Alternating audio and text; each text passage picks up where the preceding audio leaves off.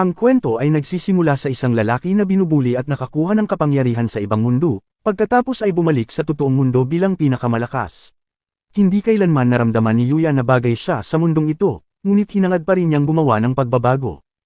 Ang kanyang puso ay puno ng kabaitan, sa kabila ng pakiramdam na parang itinapon. Isang araw, habang naglalakad si Yuya sa isang makipot na eskinita, narinig niya ang paghingi ng tulong ng isang batang babae. Napukaw ang pagkamausisa, lumapit si Yuya upang tingnan kung maaari siyang magbigay ng tulong. Habang papalapit, nakita niya ang batang babae na nak-corner ng tatlong lalaki na ayaw itong pakawalan. Humakbang si Yuya at hinarap ang tatlo, tinutuya at pinagtatawanan ang kanyang pagiging mataba, ngunit nanindigan siya. Pinagalitan niya ito dahil sa kanilang pag-uugali, na ipinaliwanag na ang babae ay malinaw na nababalisa. Ngunit pinilipit nila ang kanyang mga salita, tinutuya at pagkatapos ay binigyan siya ng isang marahas na suntok. Di nagtagal, dumating ang mga pulis at tinakot ang mga nangbubulo, na iniwan si Yuya na nakahiga sa lupa. Nagmamadaling lumapit ang dalaga para tumulong, ngunit si Yuya ay tumayo ng mag-isa at naglakad palayo. Sa kanyang pag-uwi, naalala ni Yuya ang mga magagandang aral ng kanyang lolo, na palaging humihimok sa kanya na maging mabait sa mga nangangailangan. Ang kanyang lolo ang tanging karamay niya sa isang madilim na mundo, at nagturo na magkaroon ng lakas ng loob na tumulong sa mga nangangailangan. Kahit na ito ay isang maliit na kabutihang gawa, ipinakita nito na siya ay may kakayahang gumawa ng pagbabago. Alam niya na balang araw, tulad ng itinuro sa kanya ng kanyang lolo, makakatagpo siya ng tunay na kaligayahan sa pamamagitan ng pagiging mabait sa iba, at ang tapang na iyon ay palaging liwanag sa kanyang landas. Sa buong buhay ni Yuya, tiniis niya ang matinding pambubuli. Sa paaralan, binubuli siya at hinubad ang kanyang mga damit habang tinatawag siyang pangit. Pag-uwi sa bahay, pinagalitan siya ng kanyang mga magulang, na itinuring na hindi siya karapat-dapat na maging anak nila dahil hindi siya nagkaroon ng magandang mukha na katulad ng kanyang mga kapatid. Ang pagmamahal at paggabay lamang ng kanyang lolo ang meron sa kanya. Ngunit isang araw, namatay ang kanyang lolo, naiwan siyang tunay na nag-iisa sa mundong ito. Alam na kung ano ang mangyayari kay Yuya kung babalik siya sa bahay ng kanyang mga magulang. Ang iniwan ng kanyang lolo na bahay at mga ipon ay nais na kunin ng kanyang mga magulang, ngunit dahil ito ay galing sa kanyang lolo, ipinagpaliban na lamang nila ito, at iniwan si Yuya na kanilang sariling anak. Namuhay ng mag-isa at napilitang magtrabaho upang mabuhay. Kinabukasan, dumalo si Yuya sa kanyang graduation sa paaralan, at muli niyang nakita ang mga bully. Nag-iwan sila ng mga insultong sulat sa kanyang notebook. Sinubukang tumakas ni Yuya, ngunit hinabol siya ng mga bully at ibinagsak siya sa lupa. Nakiusap siya sa kanila na ihinto at nagpapaliwanag na kailangan niyang pumasok sa kanyang trabaho. Ngunit ang mga bully ay tumawa lamang, nagsabi ng higit pang mga insulto at pambubugbog. Ang isang pulutong ng mga mag-aaral ay nagtipon sa paligid, ang ilan ay kumukuha ng mga larawan at video, habang ang iba ay nanunuya at nagtatawanan. Matapos tiisin ang buong araw na pagdurusa, pumasok si Yuya sa trabaho ngunit siya ay tinanggal dahil sa pagiging late. Nanghihina ang loob at umuwi. Dahil kaunti na lang ang kanyang pera, instant noodles ang kanyang binili para sa hapunan. Sinubukan niyang manatiling matatag at ipagpatuloy ang buhay ngunit nang tingnan niya ang kanyang mukha sa salamin, napagtanto niyang imposible ito. Inaasahan niya na ang pagtatapos ay magbabago sa lahat, ngunit tila walang kakaiba. Sa sobrang galit at kawalan ng pag-asa, sinuntok ni Yuya ang kanyang refleksyon at nabasag ang salamin. Hindi na niya napigilan ang sarili, nauntog siya sa pader. Sa kanyang pagtataka, ang pader ay gumalaw na nagsiwalat ng isang lihim na pinto sa isang nakatagong silid. Hindi sigurado si Yuya kung alam ba ng kanyang lolo ang tungkol dito, ngunit nakita niya ang mga souvenir mula sa mga paglalakbay ng kanyang lolo sa buong mundo. Natuklasan ni Yuya ang isa pang misteryosong pinto sa loob ng silid. Pagbukas niya, nakita niya ang isang kubo sa bundok. Pagpasok sa loob, bumungad sa kanyang mga mata ang isang status window. Nalilito siya at inakalang pumasok siya sa ibang mundo. Bumalik sa dating kwarto para makasigurado. Habang tinitingnan ang pinto, lumitaw ang isa pang status window na nagpapakita ng kasanayan sa pagtatasa, at marami pa ang sumunod, kabilang ang mga function ng menu, conversion at paglipat ng pera, at mga paghihigpit sa pagpasok. Nalilito si Yuya, ngunit nakuha niya ang mga pangunahing kaalaman. Ang huling status window ay makikita na ang kanyang stats ay nasa 1 punto lamang. Pagkatapos magbasa ng mga status window, nalaman niya na maaari siyang magtalaga ng mga puntos at gumamit ng kahon upang mag-imbak ng mga item. Ngunit kailangan niyang malaman kung nasaan siya. Upang gawin iyon, binuksan niya ang isang bintana at tumingin sa labas. Nang makita ang view, sa wakas ay napagtanto ni Yuya na siya ay nasa gitna ng isang makapal na kagubatan sa isang ganap na bagong mundo. Habang pinagmamasdan ni Yuya ang mesa, may napansin siyang kakaibang sulat na nakapatong sa ibabaw nito. Sinubukan niyang basahin ngunit hindi niya maintindihan ang wika. Sa isang iglap, binigyan siya ng sistem ng kasanayan na nagbigay daan sa kanya na maunawaan ang hindi pamilyar na teksto. Ang liham, na isinulat ng dating may-ari ng bahay, ay nagsisiwalat na sila ay namatay na. Bilang susunod na taong makakatuklas ng bahay, siya ang bagong magmamay-ari nito, kasama ang lahat ng nasa loob. Ipinaliwanag din ng liham na ang bahay ay protektado ng mahika, na pinipigilan ang sinumang magtangkang pumasok. Sa bagong kaalamang ito, sinimulan ni Yuya ang paggalugad ng bahay, sinusuri ang iba't ibang armas at kagamitan na nakaimbak sa loob. Kinuha niya ang isang espada na sa paggamit ng kanyang kakayahan sa pagtatasa, naging lubhang mapanganib. Tumabas sa bakuran at sinubukan ang espada. Dahil sa kakulangan ng mga stats, malinaw na nabigo siya sa kanyang unang pagtatangka at bumagsak sa lupa. Gayunpaman, isang bagong status window ang lumitaw, na nagpapakita na siya ay nakakuha ng isang punto ng kasanayan sa mga espada. Sa palagay niya ay mabilis itong nakuha dahil nagmula siya sa ibang mundo, at nagpa siya na subukan ng iba pang armas na nakakuha ng punto ng kahusayan sa bawat isa. Pagkatapos niyang mamaster ang lahat ng mga kasanayan, nawala ang mga ito at napunta sa isang kakayahan na tinatawag na true martial arts. Habang pinapasok ni Yuya ang kanyang mga armas sa kahon, bigla siyang nakarinig ng mga yapak na papalapit. Tumingin siya sa harap at nakita niya ang isang bloody ogre na sumusugod sa kanya. Sa kabutihang palad, ang mahika na nagpoprotekta sa bahay ay bumuo ng isang harang na nagpatigil sa ogre na makapasok sa loob. Ipinagpatuloy ng ogre ang pagsalakay habang sinusubukang lumampas sa harang, at tiningnan ni Yuya ang mga stats ng ogre na nagsiwalat na ito ay nasa level 300, isang malakas na kalaban. Nang hindi makalusot sa harang, kinuha ng ogre ang isang puno at hinagis ito kay Yuya, at muli siyang naligtas sa harang. Nag-iisip si Yuya kung dapat ba niyang ihagis ang kanyang sibat sa ogre. Sa pagsisikap na makaligtas, inihanda niya ang kanyang sarili at inipon ang bawat lakas sa kanyang katawan upang ilunsad ang sibat. Nang tiningnan ang kinalabasan, namangha sa nakita, ang mga dugo ay tumalsik sa buong lugar at ang ogre ay may malaking butas sa dibdib. Napaluhod si Yuya, nakatitig sa kanyang mga kamay na hindi makapaniwala sa kanyang nagawa. Tumingin siyang muli at ang ogre ay nawala. Sa sandaling iyon, lumitaw ang isang status window na nagpapakita na siya ay nag-level up sa level 100 at ang lahat ng kanyang mga stats ay umabot sa 1,000 puntos bawat isa. Lumapit siya sa lokasyon at nalaman niyang may ilang kagamitan at item sa lupa na nahulog mula sa pagpatay ng ogre. Sinimulan niyang ipamahagi ang kanyang mga puntos sa stats at dahil napagod nagpa siya na bumalik at magpahinga. Habang papalapit sa pinto, biglang lumitaw ang pera na galing sa cash-out window.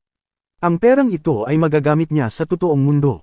Gayunpaman, ang gabing iyon ay naging bangungot ni Yuya. Ang kanyang mga buto, kalamnan at balat ay nagsimulang maglipat-lipat at lumibot lahat ng sabay-sabay, na nagdulot sa kanya ng hindi matiis na sakit at huminto lamang nang siya ay nawala ng malay. Kinabukasan, nung tiningnan niya ang kanyang tiyan ay nawala ito at napalitan ng 6 packs. Habang hinahawakan niya ang kanyang mukha at buhok, napansin niyang lumaki ang kanyang damit at may nagbago sa kanya. Sinusubukan niyang tingnan ang sarili sa salamin, ngunit nasira ito at hindi na niya inisip.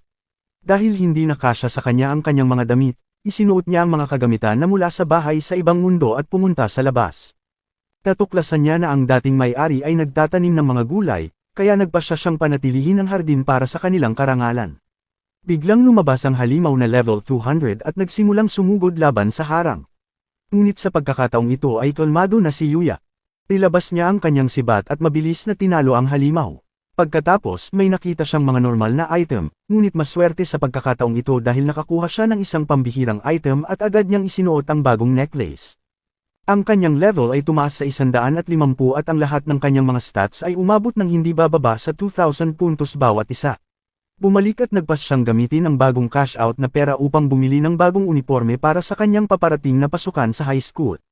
Ngunit hanggang sa araw na iyon, inalagaan ni Yuya ang bahay sa bagong mundo. At nang kinain na niya ang mga gulay ay lalong tumataas ang kanyang stats. Masaya siya sa kanyang mga bagong araw, at iniisip ang tungkol sa kung gaano siya nalulungkot na pumasok sa high school pagkatapos ng pambubuli sa lahat ng mga taon. Pero ngayon, nalampasan niya ito at naging mausisa sa bagong mundo. Nagsimula siyang mag-training at pinapalakas ang kanyang mga kasanayan. Kumakain siya ng mga kakaibang pagkain galing sa halimaw at naging masaya sa bagong buhay. Subalit, ayaw siyang tigilan ng mga halimaw tulad ng elite na duwende. Ipinasok na niya ang mga item sa kahon at handa na para sa kanyang bagong paaralan. Kinabukasan, si Yuya ay papasok na sa kanyang bagong paaralan at hindi niya napapansin ang mga tao na nakatingin sa kanya, habang pinag-uusapan kung gaano siya kagwapo. Sa silid-aralan, nilapitan siya ng kanyang mga dating bully. Nagsisimulang manginig sa takot at tinanong kung sino siya. Inihayag niya na siya ang pangit na bata na dati nilang binubuli, pero bulat na bulat ang reaksyon ng lahat. Walang makapaniwala sa pagbabago. Pagkatapos ng klase, nagmamadaling pumunta si Yuya sa banyo para makita ang kanyang refleksyon. Kaharap niya ang kanyang mga kapatid, na nagtataka kung paano nagbago ng husto ang isang talunan na tulad niya. Ngunit biglang dumating ang isang babae. Nagtataka si Yuya kung sino siya, subalit nagpakilala ang babae bilang si Kaori ang iniligtas niya noong nakaraan. Nagtanong si Yuya kung paano niya nalaman ang kanyang pangalan. Sinabi ni Kaori na hinahanap siya nito dahil gusto siyang pasalamatan. Inaalok ni Kaori si Yuya kung gusto niyang sumali sa Jose Academy, at kinikilala ito ni Yuya bilang isang paaralan para sa mga super elite. Nalaman na si Kaori ay nasa student council at ang kanyang ama ay ang chairman ng paaralan. Natutuwa si Yuya sa kanyang alok, ngunit sa tingin niya ay hindi siya ganun katalino para sumali sa naturang paaralan. Ang kanyang mga kapatid ay sumagot na gusto nilang sumali at sinabing sila ay nakakataas kay Yuya sa parehong academic at sports. Ngunit tumanggi si Kaori dahil sinisiraan nila si Yuya, at ibinunyag na alam niya ang lahat tungkol sa kanilang pangit na pag-uugali. Sinabi niya kay Yuya na ang kanilang paaralan ay nagbibigay diin sa personalidad kaysa sa academic lamang, kaya hindi magiging problema para sa kanya ang mag-enroll. Iminumungkahi ang kanyang pagdalo na ipapakita sa kanya ang paaralan, kaya hinila siya ni Kaori at umalis habang ang kanyang mga kapatid ay hindi makapaniwala sa nangyari.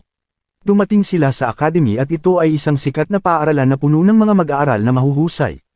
Nakipagkita siya sa chairman na si Tsukasa na nagpapasalamat sa pagligtas sa kanyang anak. Sinabi ni Yuya na ito ay maliit na bagay, ngunit sinabi ni Kaori na siya lang ang taong tumulong sa kanya.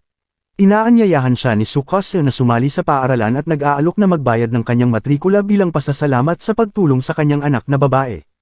Ngunit nagdadalawang isip si Yuya, iniisip na hindi siya babagay dahil mga matatalino lang ang karaniwang tinatanggap. Sinabi ni Tsukasa na ang mga matatalino ay mga normal na tao lamang na nakahanap ng tamang paraan upang magtrabaho ng husto at maglaan ng mas kaunting oras, pero iniisip ni Yuya na sila ay may talento. Sinabi ni Tsukasa na ang bawat isa ay may kanya-kanyang talento at sa pamamagitan ng mga hamon at kasiyahan ay malalaman niya sa kalaunan kung ano ang kanyang mga talento. Sinabihan niya si Yuya na subukan ang paaralan ng isang araw. Pumasok ang isang guro na nagngangalang Sawada at ipinakilala siya ni Tsukasa bilang isang kilalang siyentipiko, ngunit ang kanyang pagtuturo ay madaling maunawaan. Si Yuya ay naghahanda para sa kanyang unang klase at nag-aalala ngunit iniisip niya na ang mga bagay ay hindi maaaring mas masahol pa kaysa sa kanyang unang paaralan. Tinawag siya at nagpakilala ngunit lahat ng estudyante ay tulalang nakatingin sa kanya. Nag-aalala kung ano ang kanilang mga iniisip ngunit lahat sila ay humanga sa kanyang kagwapuhan. Umupo siya sa likod at nakibahagi ng libro sa babaeng kanyang katabi. Nag-iisip si Kaori kung okay lang si Yuya, at habang nagpapatuloy ang klase ay napansin ni Yuya na ayos lang ang lahat maliban sa mga estudyante na mas aktibo at nakatuon sa pagtatalakay. Sa kanilang break, isang grupo ng mga estudyante ang nangungulit na kilalanin si Yuya na nagtatanong kung siya ay isang idol at kung may kasintahan. Pinigilan sila ng isang mag-aaral na nagngangalang Rio sa kanilang pangungulit at dinala niya si Yuya sa cafeteria upang kumain. Namangha si Yuya nang makita ang menu at lahat ng pagkain ay libre kaya naisip ni Yuya na parang isang panaginip. Umupo sila kasama ng isa pang estudyante na nagngangalang Shingo. Nagsimula silang mag-usap tungkol sa anime at nagulat si Yuya na sila ay magkatulad lamang. Habang kumakain si Yuya ay napansin niyang tinitingnan siya ng mga ibang estudyante dahil sa kanyang suot na uniforme. Tinanong siya ni Shingo kung anong club ang kanyang sinalihan, ngunit sinabi ni Yuya na hindi siya kabilang sa alinman. Si Rio ay wala rin sa alinmang club, ngunit ito ay dahil magaling siya sa lahat ng uri ng sport at nahihirapang pumili. Ipinahayag ni Shingo na bahagi siya ng gaming club at nagulat si Yuya na pwedeng magdala ng console sa paaralan. Sinabi ni Shingo na ayos lang basta hindi sila maglalaro kapag may klase. Habang pinag-uusapan nila ang tungkol sa mga video game, mas nagiging komportable si Yuya sa kanila. Sa pagtatapos ng araw, nakipagkita siya kay Tsukasa at inamin na siya ay naging masaya. Labis siyang humanga sa kung paano ang lahat ng mga mag-aaral ay masaya at tinatrato siya bilang isang kapantay. Nagtanong si Tsukasa kung gusto niyang magpatuloy sa paaralan, ngunit nagdadalawang isip si Yuya. Sinabi ni Tsukasa na ang kanyang halaga ay maaari lamang magdesisyon sa kanyang sarili, kaya pinag-isipan niya ito at nagpasya si Yuya na sumali sa paaralan. Paglabas niya ng silid, naabutan niya si Kaori na nag-iisip kung sasali siya sa paaralan. Sinabi ni Yuya kay Kaori ang kanyang desisyon at natutuwa na siya ay mananatili. Inaanyayahan ni Kaori si Yuya na sumama sa kanya pagkatapos ng klase at tumingin sila sa ilang mga tindahan sa isang sikat na lugar. Iniisip ni Yuya kung pumupunta si Kaori dito na kasama ang kanyang mga kaibigan, ngunit sinabi ni Kaori na hindi siya madalas na nakakapunta dahil nag-aalangan ang mga tao sa kanyang pamilya at sa kanyang ama, pero sinabi niyang iba si Yuya. Kinabahan si Yuya kaya iminungkahi niyang pumunta sa crepe shop, at habang tumitingin sa mga presyo ay natutuwa dahil may pera siya mula sa ibang mundo. Masaya silang dalawa habang kumakain at gusto ni Yuya na subukan ang iba pang mga flavor, ngunit bigla niyang naisip na kung kakain siya ng labis ay maaaring bumalik siya sa pagiging mataba. Tinanong niya si Kaori kung paano siya nito nakilala gayong nag-iba na ang kanyang hitsura, ngunit sinabi ni Kaori na kahit payat na si Yuya ay nakilala niya ito dahil pareho pa rin ang hugis ng kanyang mga mata. Inalok niya si Yuya na tikman ang kanyang pagkain, kaya tinikman niya ito kahit nahihiya. Nag-alok din si Yuya at tinikman ito ni Kaori, habang ang ilang mga batang babae ay nanunood sa kanilang dalawa. Kinagabihan, nagpasya si Yuya na bumalik sa ibang mundo. Nakasuot ng buong set ng armor at pumasok sa loob, kahit na natatakot ay hinarap niya ang mga halimaw na lumilitaw. Pinatay niya ang mga ito at nakita niyang nag-level up siya sa 235, ngunit napagtanto niya na ang kanyang leveling ay naging mas mabagal. Kaya naisipan niyang umalis sa kanyang bahay para maghanap ng mas malalakas na halimaw na makakalaban. Naalala niya ang kanyang oras sa paaralan at gusto ni Yuya na makahanap ng bagong hamon. Pero paglabas ng gate, bigla siyang nakarinig ng sigaw. Kinuha niya ang kanyang sibat at sumugod patungo sa hiyawan. Natagpuan niya ang isang bilang ng mga sundalo na pinatay habang may napansin na isang goblin general na nasa level 200. Masasabi ni Yuya na ito ay delikado. Subalit, may nakita siyang isang babae sa likod. Kinagis niya ang kanyang sibat pero nasanggalang ito. Gayunpaman, nakahanap si Yuya ng paraan para masipa ang mukha ng goblin at naging dahilan ng kanyang pagkapanalo. Tumingin siya sa babae ngunit sinabihan siyang may isa pang goblin sa kanyang likod. Tumilapon siya sa malayo at sinabi ni Yuya na pareho itong mas malakas at mas mabilis kaysa kanya. Ginamit niya ang kanyang sibat upang mag-vault sa ibabaw ng goblin at nagpalit ng palaso na naglulunsad ng isang barrage ng mga arrow. Muli siyang nagpalit ng espada at hinati ang goblin. Pagkatapos, pinuntahan niya ang babae na nagtataka tungkol sa ibang mga tao sa mundong ito. Ngunit nawalan ito ng malay at narinig ni Yuya ang ilang lalaki na papalapit sa kanila, kaya gumamit siya ng invisibility skill para magtago. May mga kabalyero na humahanap sa babae at nalaman na siya ay isang prinsesa na nagngangalang Lexia. Bumalik sa kanyang bahay, iniisip ni Yuya ang tungkol sa engkwentro at kung ayos lang ang babae. Ngunit dahil may mga kabalyero na naghahanap at tumulong sa babae, sa palagay ni Yuya ay ligtas na ito. Pagtingin sa kanyang damit, napagtanto ni Yuya na dapat na siyang bumili ng bago dahil kumita siya ng kaunting pera mula sa kabilang mundo. Pumunta sa mall, at habang naglalakad si Yuya ay pinagtitinginan siya ng mga tao na iniisip na isa siyang artista o modelo.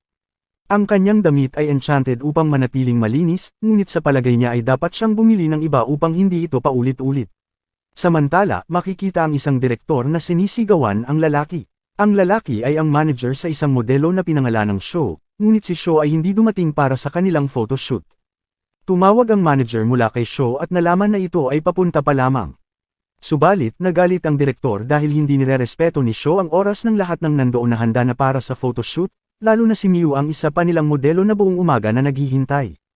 Ang tema ng photoshoot ay nakatuon sa pagiging mag-asawa, kaya imposibleng kunan nito nang wala si Sho. Ang direktor ay nag-iisip tungkol sa kung ano ang dapat nilang gawin dahil ang lahat ng mga tao ay naghihintay na magsimula. Kaya siya ay nagpasya na maghanap ng kapalit sa loob ng mall, habang si Yuya ay namimili sa paligid at nalulula sa dami ng mga pagpipilian. Nilapitan siya ng ilang mga batang babae at nag-aalala na ito ay mga tactics sa pagbebenta. Nagtatanong sila tungkol sa kanyang sarili at nag-aalok na tulungan siyang mamili. Gayunpaman, ayaw ni Yuya na sumama ang loob nila kaya magalang niya itong tinanggihan. Naiwang nakatulala ang mga babae at nagsimula silang magtaka sa kanya, ngunit iniisip ni Yuya kung tama ba ang kanyang pakikitungo sa kanila. Ang direktor ay nahihirapan na makahanap ng kapalit, ngunit sinabi niya sa kanyang katulong na hindi sila maaaring sumuko. Napadaan kay Yuya at naisip ng direktor na siya ang kanilang hinahanap. Nilapitan nila si Yuya at ipinaliwanag ng direktor sa kanya ang kanilang sitwasyon. Kinakabahan sa gagawin na photoshoot, ngunit iniisip niya ang lahat ng mga taong umaasa at sa huli ay pumayag siyang maging modelo nila. Gumanap siya bilang kasintahan para sa kanilang photoshoot at kinukunan ng mga larawan sa iba't ibang mga damit at posisyon. Sinabihan siya ng direktor na magmukhang mas gwapo ngunit nahihirapan si Yuya na gawin ang tamang paraan. Pero sinabihan siya ni Miyu na maganda ang kanyang ginagawa para sa unang pagkakataon at nabihag si Yuya sa kanyang hitsura. Nagpasalamat si Miyu sa pagtulong sa kanila, ngunit napansin ni Yuya ang paglapit nito sa kanya. Nakita ng direktor na mukhang matigas si Yuya at lumipat sila sa kanilang susunod na lokasyon. Humanga si Yuya kay Miyu sa pagiging magaling kahit na sila ay nasa parehong edad, kaya determinado siyang ibigay ang lahat ng kanyang makakaya. Hinawakan siya ni Miyu para sa susunod na photoshoot at nataranta si Yuya habang tinutulak siya nito.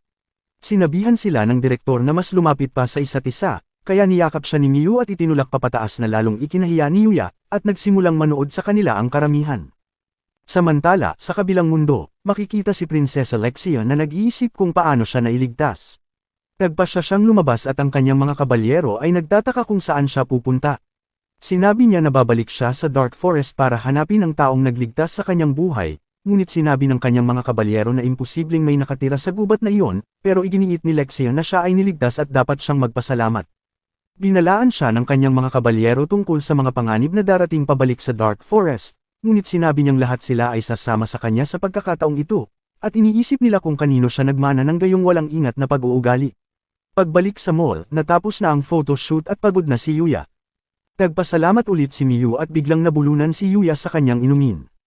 Nag-aalok si Miyu ng pamunas kay Yuya, ngunit nag-aalala si Yuya dahil pawisan siya at hindi rin niya magagamit ang kanyang damit dahil hindi sa kanya ang mga ito. Iniisip ni Yuya ang kanyang karanasan sa pagmamodelo at sa tingin niya ay kahanga-hanga si Miyu. Ngunit sinabi ni Miyu na siya ay sanay na at binanggit kung paano siya nakagawa ng maraming pagkakamali noong bago pa lamang. Iniisip ni Yuya na ito ang unang beses na nakasuot siya ng ganitong mga usong damit dahil hindi siya nagkaroon ng pagkakataon sa kanyang nakaraan. Nagtataka si Yuya kung bakit sinimulan ni Miyu na magmodelo, at sinabi ni Miyu na gusto lang niyang mapansin dahil laging busy ang kanyang mga magulang para makasama siya. Pagkatapos niyang makakuha ng ilang mga tagahanga, nagpatuloy si Miyu dahil may mga taong nagpapasaya sa kanya at gusto niyang makapagbigay ng kaligayahan sa mga taong gusto siyang makita.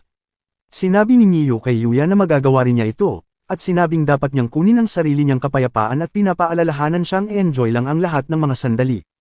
Habang nag-uusap sila, kinukunan sila ng direktor ng mga larawan ngunit sa sandaling iyon ay biglang dumating si Sho at excited na ang mga tao na makita siya.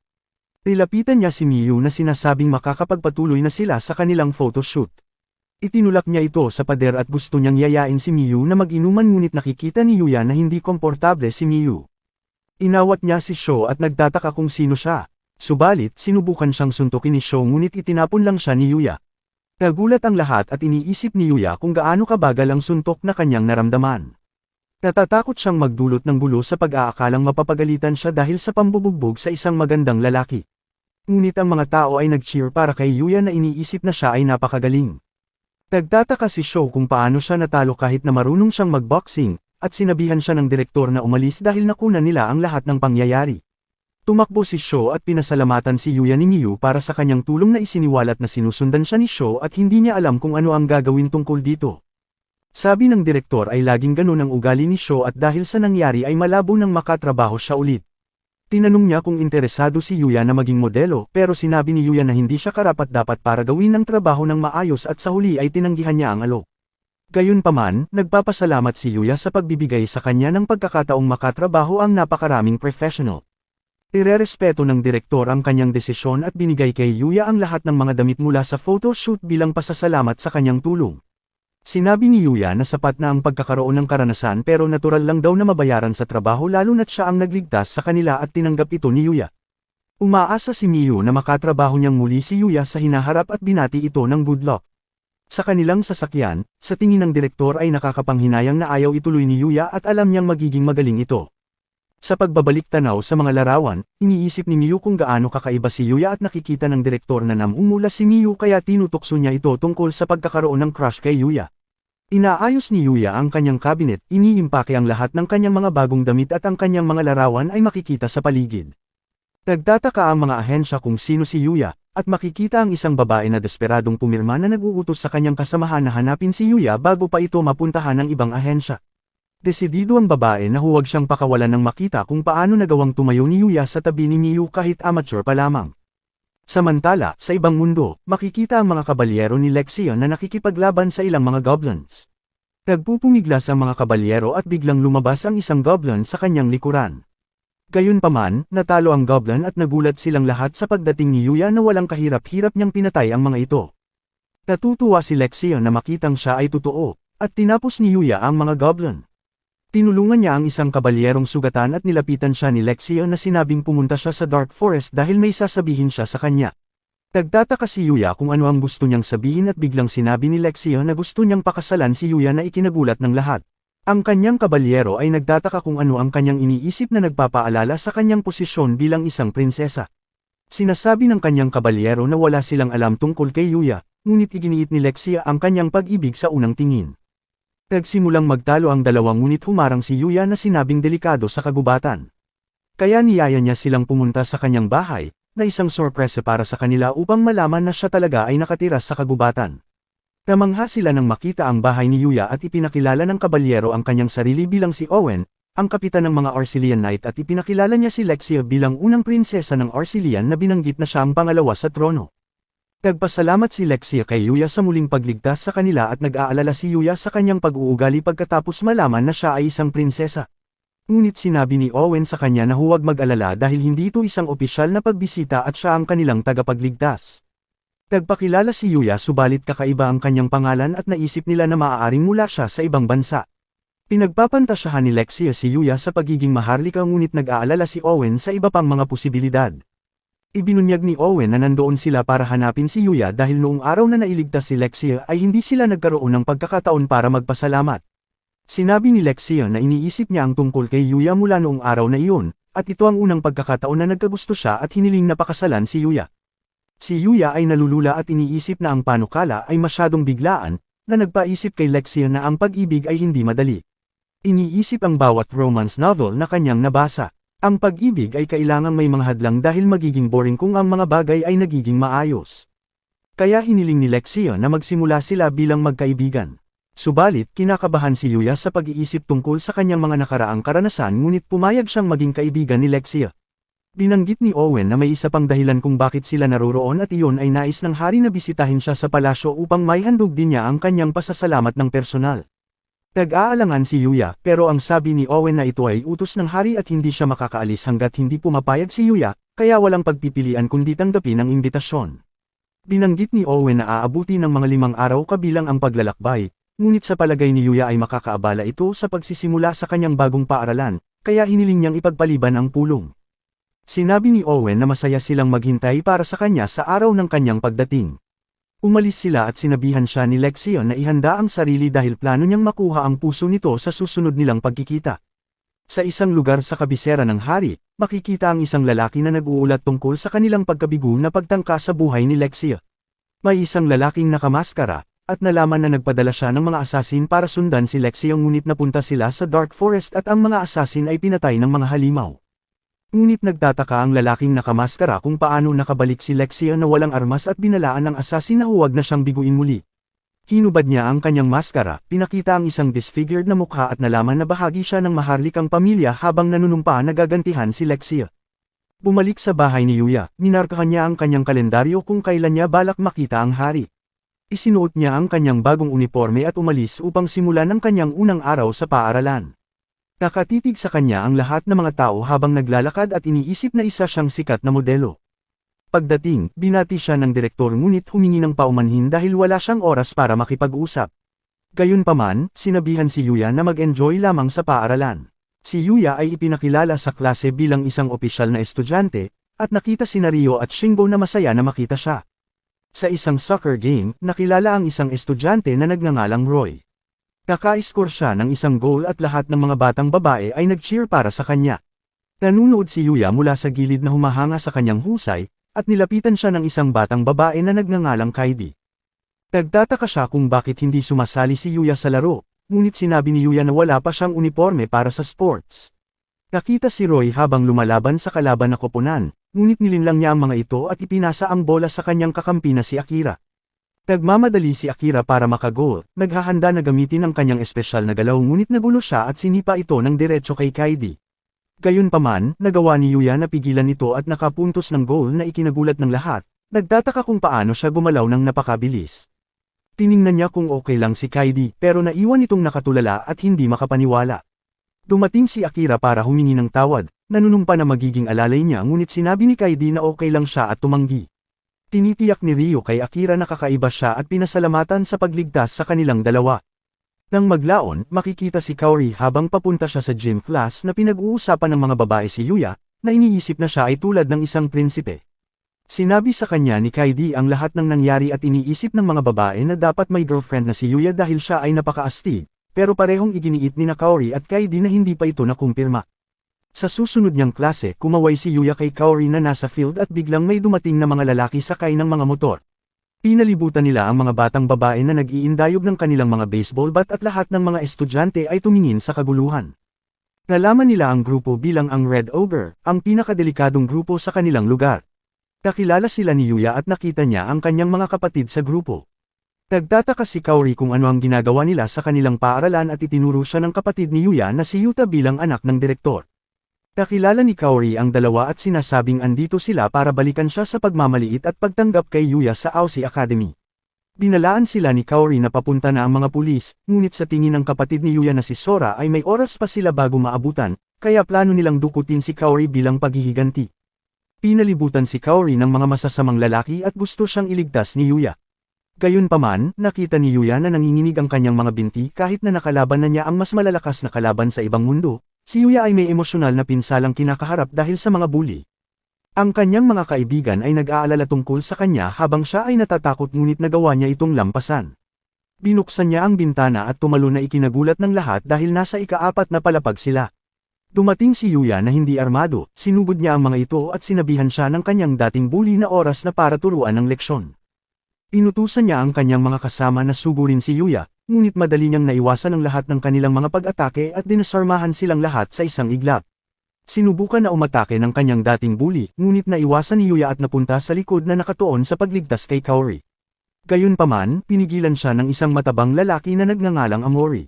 Sinugod siya ng lalaki ngunit hindi man lang gumalaw si Yuya at itinapon niya sa gilid.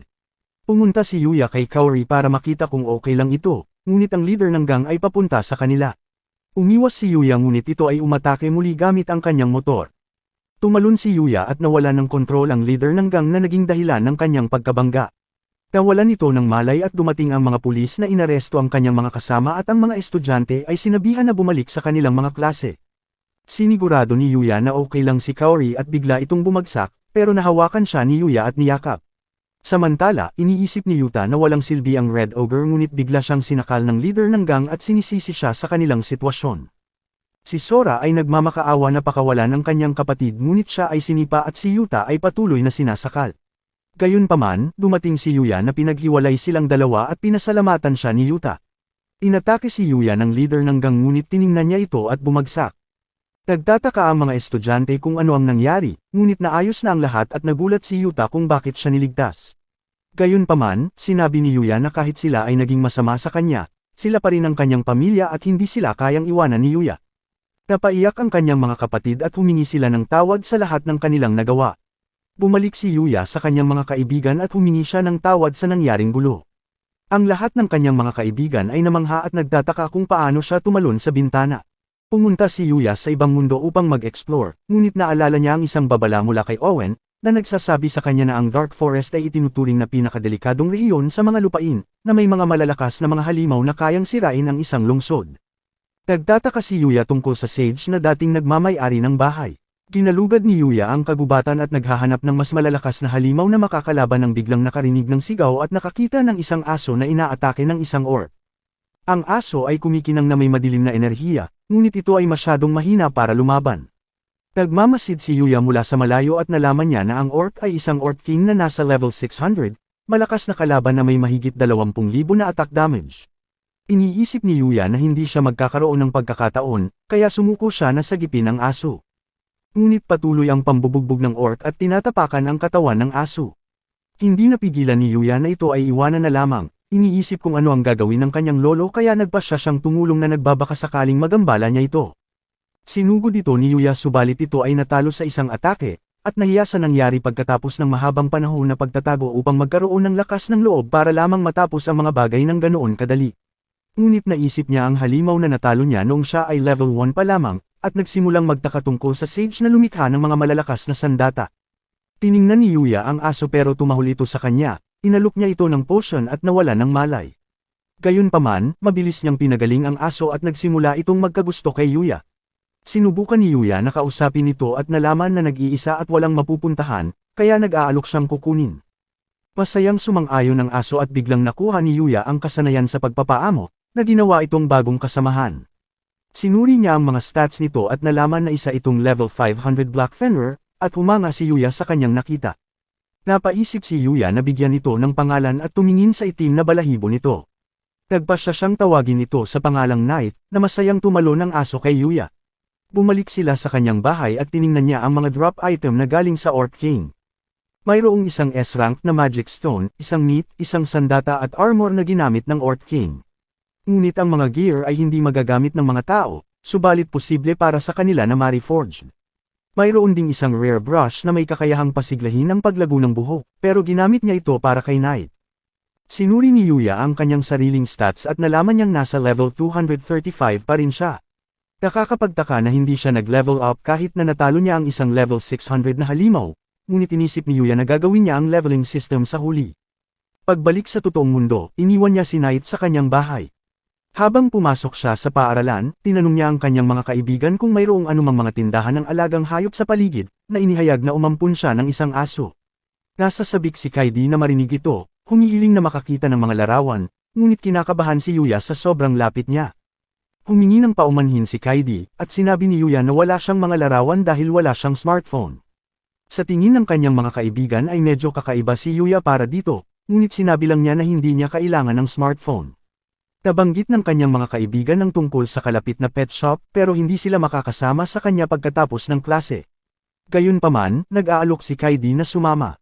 Nagpasalamat si Yuya sa kanyang tulong, ngunit inisip ni Kaidi na maaaring ito ay tulad ng isang date, subalit sinabi niya kay Yuya na huwag mag-alala tungkol dito. Pag-uwi sa bahay, tumakbo si Knight papunta kay Yuya at ipinakita niya ang mga iba't ibang bagay na pinili ni Kaidi mula sa tindahan. Ibinigay niya kay Knight ang bagong collar at nagpasya silang mamasyal. Pumunta sila sa park ngunit ang lahat ng tao ay nakatingin kay Yuya, sa pag-aakalang siya ay mukhang astig at si Knight ay napaka-cute. Pagkatapos ay nagkasalubong sila ni Kaori na ipinakilala ni Yuya si Knight sa kanya. Hinawakan ni Kaori si Knight at nalaman niyang ito ay mabait at malambing habang ang iba ay nag-iisip na sila ay isang perpektong mag-asawa. Tinanong si Yuya ni Kaori tungkol sa lahi ni Knight ngunit sinabi niyang hindi niya alam sa kadahilan ng hindi niya pwedeng sabihin na ito ay isang Fenrir. Pero masasabi ni Kaori na sobrang bait ni Knight at masaya na inampun siya ni Yuya. Isang batang babae ang tumawag kay Yuya at napag-alaman na ito ay si Miu, ang modelong nakatrabaho niya noon. Lumalabas na nakatira si Miu sa malapit at pumupunta sa park upang maglakad. Pinakilala ni Yuya ang isa't isa at namangha ang mga tao nang makita siyang may kasamang isa pang magandang babae. Nagsimula silang makakuha ng higit na atensyon nang makilala ng mga tao si Miu. Gayunpaman, ayaw ni Miu na magdulot ng eksena kaya nagpasya siyang umalis ngunit umaasang makikita si Yuya muli. Pagkatapos umalis ni Miu ay nagtataka si Kaori kung si Miu ang kasintahan ni Yuya, ngunit nabigla si Yuya na sinabing minsan pa lang niya itong nakilala at naging mabait ito sa kanya, pero hindi sang-ayon si Kaori kay Yuya. Biglang sumigaw ang isang babae habang tumatakbo ang isang lalaki na bitbit ang bag. Hindi alam ni Kaori kung ano ang dapat nilang gawin, at sinabi ni Yuya kay Knight na sundan ang lalaki. Sinuri nila ang matandang babae at hindi nagtagal ay bumalik si Knight na hinihila ang lalaki pabalik. Sinabi ni Yuya kay Kaori na tumawag ng pulis, ngunit nakawala ang lalaki at sinugod si Kaori para pigilan. Gayunpaman, naharang ito ni Yuya na madaling dinasarmahan at binagsak sa lupa. Ang mga tao ay nag-cheer kay Yuya, na iniisip na siya ay napakagaling at nagpapasalamat si Kaori sa pagligtas sa kanya. Di nagtagal, dumating ang mga pulis at hinuli ang lalaki habang si Yuya ay bumalik sa kanyang bahay. Patuloy niyang ginagalugad ng mas malalim ang Dark Forest kasama si Knight at nakatagpo sila ng hindi mabilang na mga halimaw. Nakita nila ang isa pang Orc King ngunit sa pagkakataong ito ay ipinakita ni Knight ang kanyang mga kakayahan, kinagat ang leeg at tinapos niya ito ng mag-isa. Habang sila ay nagpapatuloy, nakatagpo sila ng isang Crystal Deer na nasa level 630. Pinagmamasdan ito ni Yuya habang gumagamit ng invisibility skill at nakitang mayroon nitong kahangahangang magic stats. Iniisip niya kung paano niya ito lalapitan, ngunit bigla siyang na-detect nito kahit sa pamamagitan ng kanyang pagiging invisibility, kaya wala siyang oras para mag-isip. Sinugod sila nito kaya naghiwalay ang dalawa. Sinubukan ni Knight na umatake, ngunit ang deer ay gumagamit ng magic power na lumilikha ng isang pagsabog upang ipagtanggol ang sarili. Gumawa ito ng isa pang pag-atake, gumamit ng tubig patungo kay Yuya ngunit nagawa niya itong iwasan. Naisip ni Yuya na kailangan nilang magtulungan, kaya sinabihan niya si Knight na gumawa ng pagbubukas para sa kanya. Tumalon si Knight ng mabilis sa paligid ng deer, ngunit gumanti ang deer gamit ang kanyang magic power na nagdulot ng hindi mabilang na mga pagsabog sa lugar. Sa kabutihang palad ay nakagawa si Knight ng isang atake at sinamantala ni Yuya ang pagkakataon na tapusin ito. Tiningnan niya ang mga drop item at may isang box na nakakuha sa kanyang atensyon habang sinusuri niya ito. Ito ay isang portable bath set na otomatikong nananatiling malinis at may feature na privacy para pigilan ang mga tao na tumingin sa loob. Namangha si Yuya sa kanyang nakita at nagpa siya na subukan ito. Gayunpaman, maraming mga feature settings na pagpipilian. Masyadong delikado ang paggamit nito sa gitna ng kagubatan kaya nagpa siya siyang bumalik sa kanyang bahay para maligo at mag-relax kasama si Knight. Kinabukasan, nakikipaglaban sila sa isang needle roller na may kakaibang bilis. Nahihirapan si Yuya sa una, ngunit nagawa niyang mahulaan ang mga galaw ng needle roller at naiwasan ang pag-atake na naging sanhi upang maipit sa isang pader at pagkatapos ay pinatay ito ni Yuya. Sa wakas ay nag-level up si Yuya sa 240 at tumaas din ang level ni Knight sa 510. Biglang nabasag ang pader na binangga ng needle roller at nabunyag ang isang kuweba, kaya nagpa siya silang tingnan ito. Si Yuya ay nag-scan para sa mga kaaway, ngunit walang mga palatandaan ng anumang mga halimaw.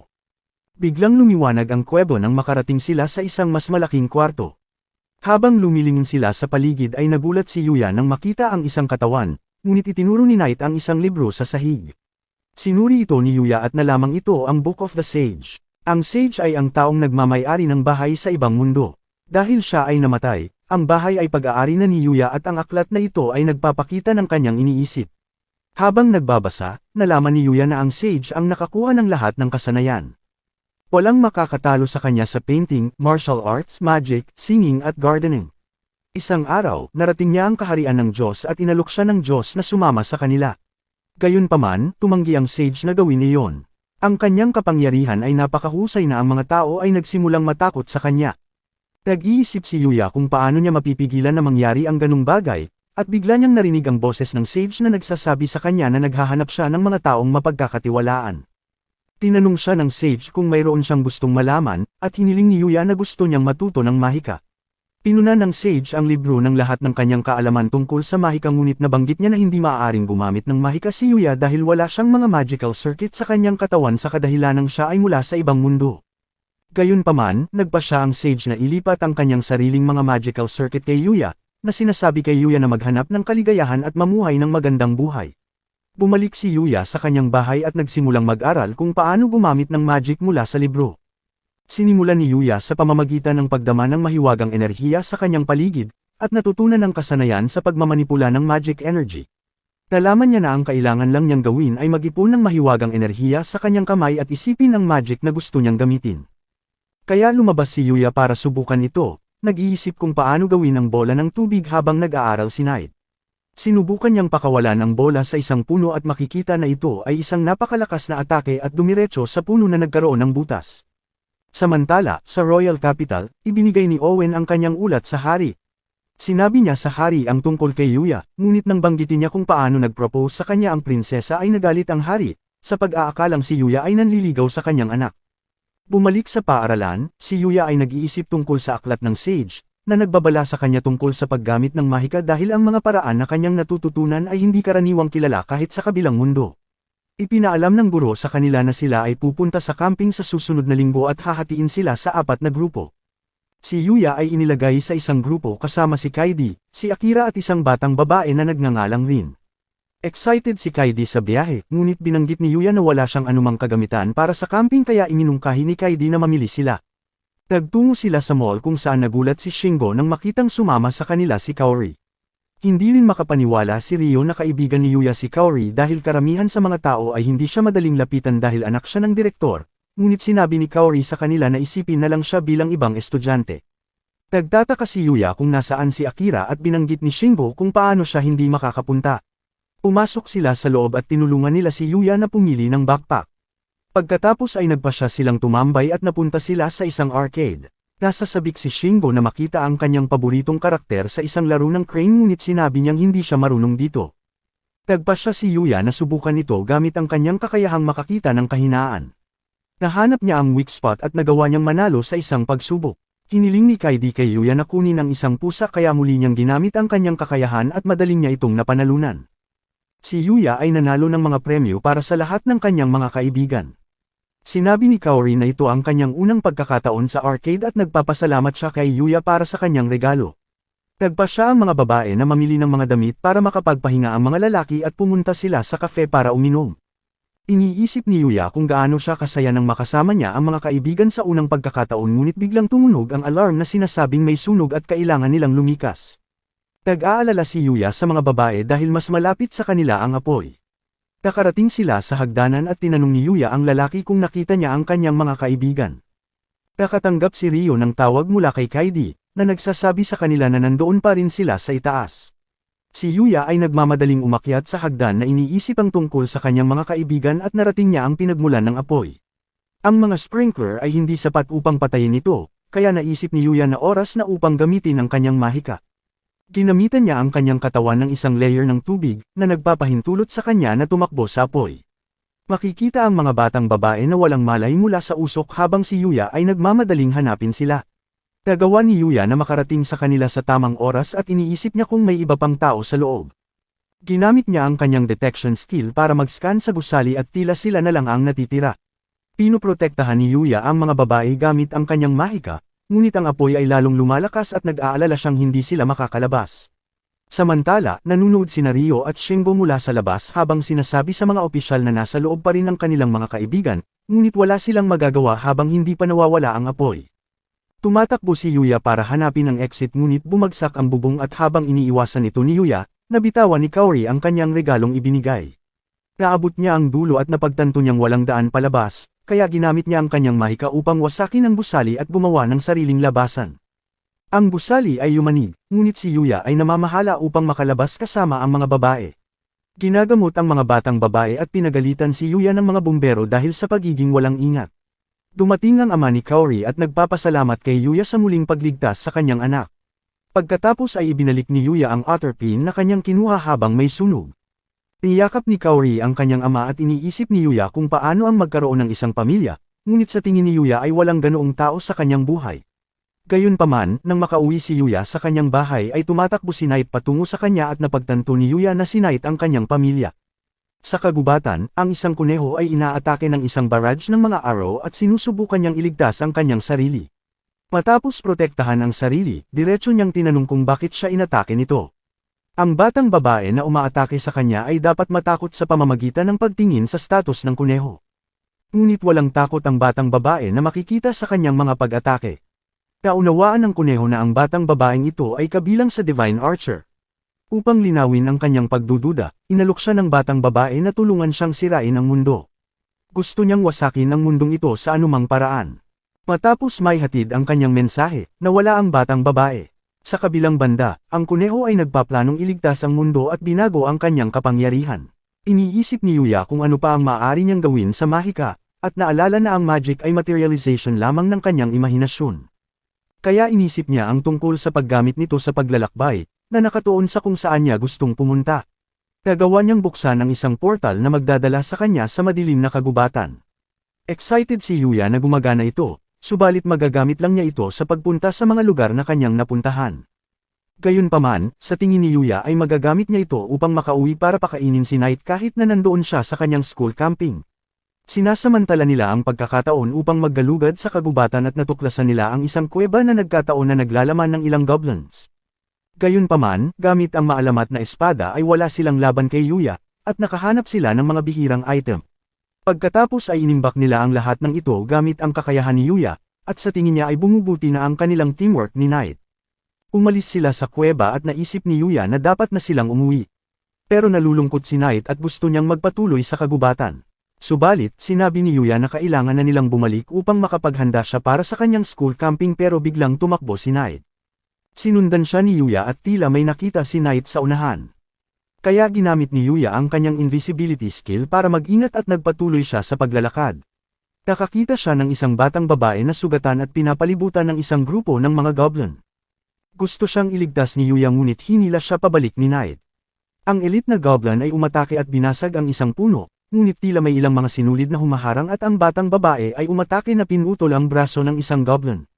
Nagtataka si Yuya sa mga sinulid, ngunit biglang tumalon ang mga goblin sa batang babae. Hinarang niya ang kanilang pag-atake gamit ang kanyang mga sinulid, ngunit tinamaan siya ng elite na goblin at nawala ng malay. Habang papalapit sa kanya ang mga goblin, tumulong si Yuya at si Knight na pinatay nila ang mga goblin, ngunit biglang may hindi mabilang na mga goblin na lumitaw. Kaya nagpa siya si Yuya na gamitin ang kanyang Divine Whip na nagbubuklod sa lahat ng mga goblins, na tinapos silang lahat sa isang atake. Iniisip ni Yuya na masyado itong malakas dahil sa isang pag-atake ay maraming target ang pwedeng matamaan at hindi ito sumasablay. Pagkatapos ng laban, iniisip ni Yuya kung ano ang dapat niyang gawin sa batang babae. Naisip niyang iuwi ito sa kanyang bahay, ngunit iniisip ni Knight na ito ay isang masamang ideya. Ayaw ni Yuya na iwanan na lang ang batang babae, pero bigla itong nagising na nagulat na binuhat siya at tuluyang bumagsak sa lupa. Ibinigay sa kanya ni Yuya ang kanyang healing potion at nagagawa nitong agarang pagalingin ang lahat ng kanyang mga sugat. Nagulat ang batang babae kung gaano ito kaepektibo at nagtataka kung sino si Yuya. Kaya ipinakilala ni Yuya ang kanyang sarili pati si Knight, ngunit galit si Knight sa batang babae at nagtataka si Yuya kung bakit. Ang batang babae ay nagngangalang Luna, at sinabi niyang nagsasanay siya sa kagubatan ngunit nagulat siya sa elite na goblin at napunta sa gulo. Nagtataka si Luna kung ano ang nangyari sa mga goblin, ngunit sinabi sa kanya ni Yuya na pinatay niya ang mga ito. Tinanong ni Luna kung ano ang ginagawa niya sa kagubatan, at sinabi ni Yuya na nagsasanay din siya, subalit nagulat si Luna nang marinig ito sa hindi malamang dahilan dahil si Yuya ang nagligtas sa kanya. Humingi ng tawad sa kanya si Luna dahil sa sobrang pawis at dumi, pero ang sabi ni Yuya ay okay lang. Iniisip ni Luna kung may malapit na ilog kung saan maaari niyang banlawan, ngunit inilabas ni Yuya ang kanyang paliguan. Siya ay patuloy na nagbabantay sa labas, at si Luna ay hindi makapaniwala na mayroon siyang isang pambihirang bagay. Binanggit ni Yuya kung paano niya ito nakuha at humanga si Luna na kaya niyang talunin ang ganoong halimaw. Sa tingin ni Yuya ay normal ito para sa Dark Forest, ngunit inihayag ni Luna na naroon siya sa kahilingan ng isang kliyente. Gayunpaman, hindi ito narinig ni Yuya at pinakiusapan siya ni Luna na samahan siya sa kanyang pagsasanay. Dahil pareho silang nagsasanay sa kagubatan, gusto ni Luna na magsanay kasama si Yuya. Nalulungkot si Yuya na iwanan siyang magsanay ng mag-isa, kaya pumayag siyang sumama kay Luna. Pagkatapos makikitang pareho silang nagsasanay habang tinutulungan nila ang isa't isa.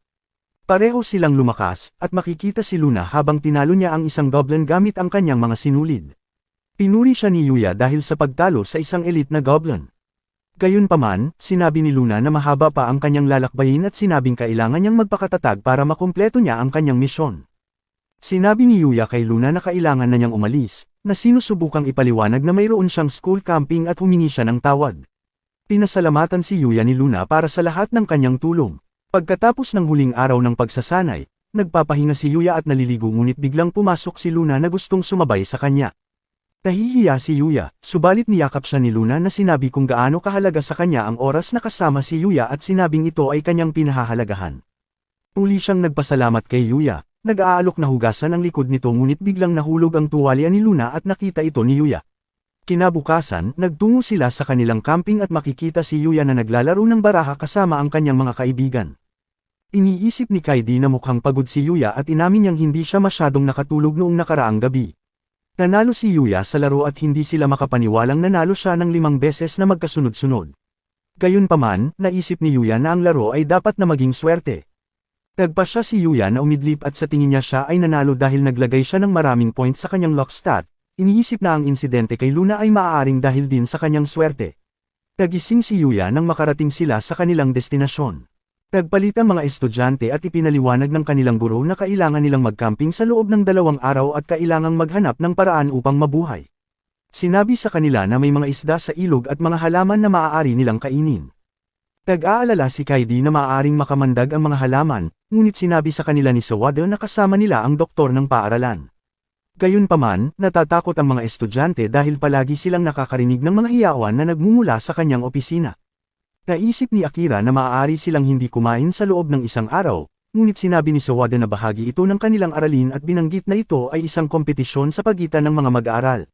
Nagtataka si Yuya kung may gantimpala para sa mga nanalo, ngunit ipinahayag ni Sawada na nakakaapekto ito sa kanyang bonus points, kaya sinabi niya sa kanila na gawin ang kanilang makakaya, ngunit ang mga estudyante ay hindi humanga. Naiwan ang mga estudyante sa kagubatan at iniisip ni Yuya kung ano ang una nilang gagawin. Sa tingin ni Akira ay madaling mabuhay, ngunit hindi na lang siya nila pinansin na iniisip na siya ay isang tanga. Iminumungkahi ni Rin na subukan ni Yuya at Kaidi ang pangingisda habang sila ni Akira ay maghahanap ng ilang makakain na halaman. Makikita ang mga estudyante ay nasa tabi ng ilog at iniisip ni Kaidi na napakabagal nila. Nakita nila si Ryo sa tabi ng ilog at sinabihan niya sina Yuya na ang lahat ng magagandang lugar ay may mga estudyante na. Iniisip ni Kaidi kung dapat ba silang sumubok sa ibang lugar, ngunit ginamit ni Yuya ang kanyang kakayahan sa pagtuklas at nakahanap ng magandang pwesto. Maraming mga isda sa ilog, ngunit sa tingin ni Kaidi ay masyadong mababaw ang tubig kaya hindi magiging epektibo ang kanilang fishing pole. Gayunpaman, may ibang plano si Yuya at pumunta siya sa tubig. Iniisip niya kung ikukumpara ang mga isda sa mga halimaw na nakatira sa madilim na kagubatan ay masyado itong mabagal. Iniisip ni Yuya ang kanyang natutunan kay Luna, tungkol sa kung paano malaman ang ugali ng isang halimaw at nagawa niyang makahuli ng isda gamit ang kanyang kamay. Kumanga si Kaidi nang makita ito, at patuloy na hinuhuli ni Yuya ang lahat ng isda. Sa tingin ng ibang mga estudyante ay baliw si Yuya, at nakikita ni Kaidi na marami na siyang nahuli. Inamin ni Yuya na nadala siya at naisip niyang pasalamatan si Luna sa mga payo nito. Samantala, sa madilim na bahagi ng isang bayan ay makikita ang isang tindahan na puno ng mga laruan. Ginamit ni Luna ang kanyang sinulid, pinutol ang lahat ng mga ulo ng laruan at nabanggit niya na ang kanyang kapangyarihan ay lumakas. Naalala ni Luna ang oras nila ni Yuya, at napag-alaman na siya ay isang assassin na pumapatay simula noong bata pa lamang. Pero iba ang kanyang tingin kay Yuya, hinangad na sana ay nakilala niya ito ng mas maaga para naging iba ang takbo ng kanyang buhay. Ngunit alam ni Luna na kailangan niyang kalimutan ang tungkol kay Yuya dahil siya ay kilala bilang headhunter at naghahanda para sa kanyang susunod na target. Samantala, sa totoong mundo, si Yuya ay nagpapatuloy sa kanyang school camping kung saan dapat silang mabuhay sa kagubatan at pinahanga ni Yuya ang lahat ng estudyante sa pamamagitan ng paghuli ng isda gamit ang kanyang mga kamay. Pinuntahan ni Yuya at Kaidi si Rin at ipinakita sa kanya ang kanilang mga isda, at nagulat si Rin nang marinig na nahuli ni Yuya ang lahat ng isda gamit lamang ang kanyang mga kamay. Nagtataka si Yuya kung ano ang nangyari kay Akira na nakadapa sa lupa, at nagreklamo si Akira na ginamit siya ni Rin upang subukan ang mga kabute kung ito ay makamandag at ginamit siya bilang isang pain para akitin ang mga oso. Si Yuya ay nag-aalala para kay Akira, tiningnan ang kanyang mga stats upang makita kung siya ay nalason, ngunit napanatag si Yuya nang makitang siya ay ayos lang. Ipinakita ni Rin at Akira ang lahat ng mga halaman na kanilang nakuha at ang mga ito ay tiningnan ni Yuya gamit ang kanyang kasanayan, na inalis ang ilang makamandag na kabute. Pumunta sila sa gusali upang ipakita sa kanilang guro kung ano ang kanilang nakuha, at makikita ang iba pang mga mag-aaral habang sinusuri nila ang kanilang pagkain upang matiyak na walang lason. Napatakbo si Yuya kay Kaori at nagtanong kung kumusta ang kanyang koponan. Pinag-uusapan nila kung paano sila nagkaroon ng mga karanasan hanggang si Kaori ay tinawag ng kanyang koponan. Nagulat si Akira kung gaano ka-close si Yuya at Kaori, hinangad na sana ay matulad siya kay Yuya. Ipinakita nila ang kanilang mga nakuha kay Sawada at pinuri sila sa pagiging unang pangkat na nagdala ng napakaraming ligtas na pagkain. Nasasabik si Sawada sa pag-iisip tungkol sa kanyang bonus, ngunit binanggit niya na dapat maging mahusay rin sila para sa kanilang pagluluto. Tinanong niya kung sino ang magluluto at tinuro ng lahat si Yuya. Hinihikayat si Yuya ni Sawada na gawin ang kanyang makakaya, na sinasabi sa kanya na nakasalalay sa kanya ang kanyang bonus ngunit naisip ni Yuya na hindi siya dapat masyadong magpahalata tungkol sa kanyang mga motibo. Si Yuya ay nagsimulang magluto gamit ang kanilang mga nakolekta, at nagawa niyang ihanda ang mga kahangahangang pagkain. Ang kanyang koponan ay tumikim at naghihintay si Yuya upang makita ang kanilang reaksyon. Ngunit dumating si Sawada pagkatapos uminom at nagulat siya nang makita ang mga pagkain. Sinubukan din niya ang ilan sa mga pagkain, at si Yuya ay kinakabahan na nagtataka kung nagustuhan nila ang kanyang mga niluto, ngunit sa huli ay namangha sila sa sobrang sarap. Sinabi ni Soada na kahit na ang kanilang mga pagkain ay inihanda ng mga first-rate chef sa paaralan, nakita niyang mas masarap ang luto ni Yuya. Nagtataka si Yuya kung paano ito naging posible, iniisip na siya lamang ang nagluluto para sa kanyang sarili dahil siya ay nag-iisa, ngunit masaya na makita ang mga tao na nagsasaya sa kanyang pagkain. Pagkatapos kumain, tinanong ni Sawada kung pakakasalan siya ni Yuya, na ikinagulat ng lahat. Ibinunyag ni Sawada na hindi siya marunong magluto o maglinis dahil palagi siyang nakatutok sa kanyang research at hindi pa siya nagkakaroon ng karelasyon. Pagkatapos kainin ang mga pagkain na niluto ni Yuya, iniisip ni Sawada na si Yuya ay isang mabuting kasintahan, kaya humihiling siya kay Yuya na pakasalan at alagaan. Ang bawat estudyante ay nagsasabi sa kanya na ito ay isang masamang ideya, at sinabi ni Kaidi na si Yuya ay hindi mabuti para kay Sawada, ngunit ito ay nagpaisip kay Yuya na siya ay isang failure bilang isang tao. Gayunpaman, iginiit ni Sawada na pakasalan si Yuya na sinasabing hihintayin niya ito. Kinabahan si Yuya sa pag-aakalang hindi ito nararapat dahil si Sawada ang kanyang guro ngunit sinabi niyang siya ay magaling magturo. Masaya si Sawada na marinig ito, niyakap si Yuya patungo sa kanyang dibdib habang sinusubukan siyang hilahin ni Kaidi at sa tingin ni Akira si Yuya ang pinakamaswerteng lalaki sa mundo. Kinagabihan, si Yuya ay nag-teleport pabalik sa kanyang bahay upang suriin si Knight. Gamit ang ilang pagkain mula sa kanyang item storage, naghanda siya ng hapunan para kay Knight. Habang nanunood siya na kumakain si Knight, iniisip ni Yuya kung gaano siya kasaya dahil nagustuhan ng kanyang mga kaibigan ang kanyang niluto. Nag-teleport si Yuya pabalik sa camp kung saan naliligo ang bawat estudyante. Ang lahat ay nakatingin sa kanya at nagtataka si Yuya kung ano ang nangyayari. Itinuro ni Akira ang kanyang katawan dahil ito ay kakaiba at si Yuya ay nagtataka kung ano ang mali dito, subalit si Akira ay hindi makapaniwala kung gaano ito kaganda, pati na rin ang pagiging kahanga-hanga. Samantala, sa banyo ng mga babae, tinutukso ni rin si Kaidi na sinasabing lahat ng mga lalaki ay dapat sa kanya. Ngunit tumakbo sila kay Kaori at binanggit kung paano gustong pakasalan ni Sawada si Yuya. Nagulat si Kaori nang marinig ito at iniisip ng mga batang babae na may kalamangan si Sawada. Mukhang gusto rin ni Kaidi na gumawa ng diskarte para kay Yuya. Nag-iisip si Kaori kung si Kaidi ay may gusto kay Yuya, ngunit mabilis itong itinanggi ni Kaidi at sa tingin ni rin ay masyado itong halata. Gayunpaman, nagtataka si Kaori tungkol sa mga gustong babae ni Yuya. Kinabukasan, nakita ng mga estudyante na itinapon ang kanilang mga gamit at iniisip kung ito ay isang magnanakaw. Nag-aalala si Akira habang sinusuri ni Yuya ang lahat ng kanilang gamit at makikita na ito ay nandoon pa rin. Nagpa siya ang grupo na tumingin sa paligid para sa kanilang almusal, ngunit natakot si Akira na makakita ng mga scratch mark sa isang puno. Naalala ni Yuya kung paano sinabi ni Akira na ginamit siya para akitin ng mga oso at napagtanto niya kung ano ang nangyayari. Habang tumitingin si Yuya sa paligid, biglang dumating ang oso sa harap ng mga babae at mabilis silang tumakbo palayo. Kinahabol sila ng oso at nataranta ang lahat ng mga estudyante.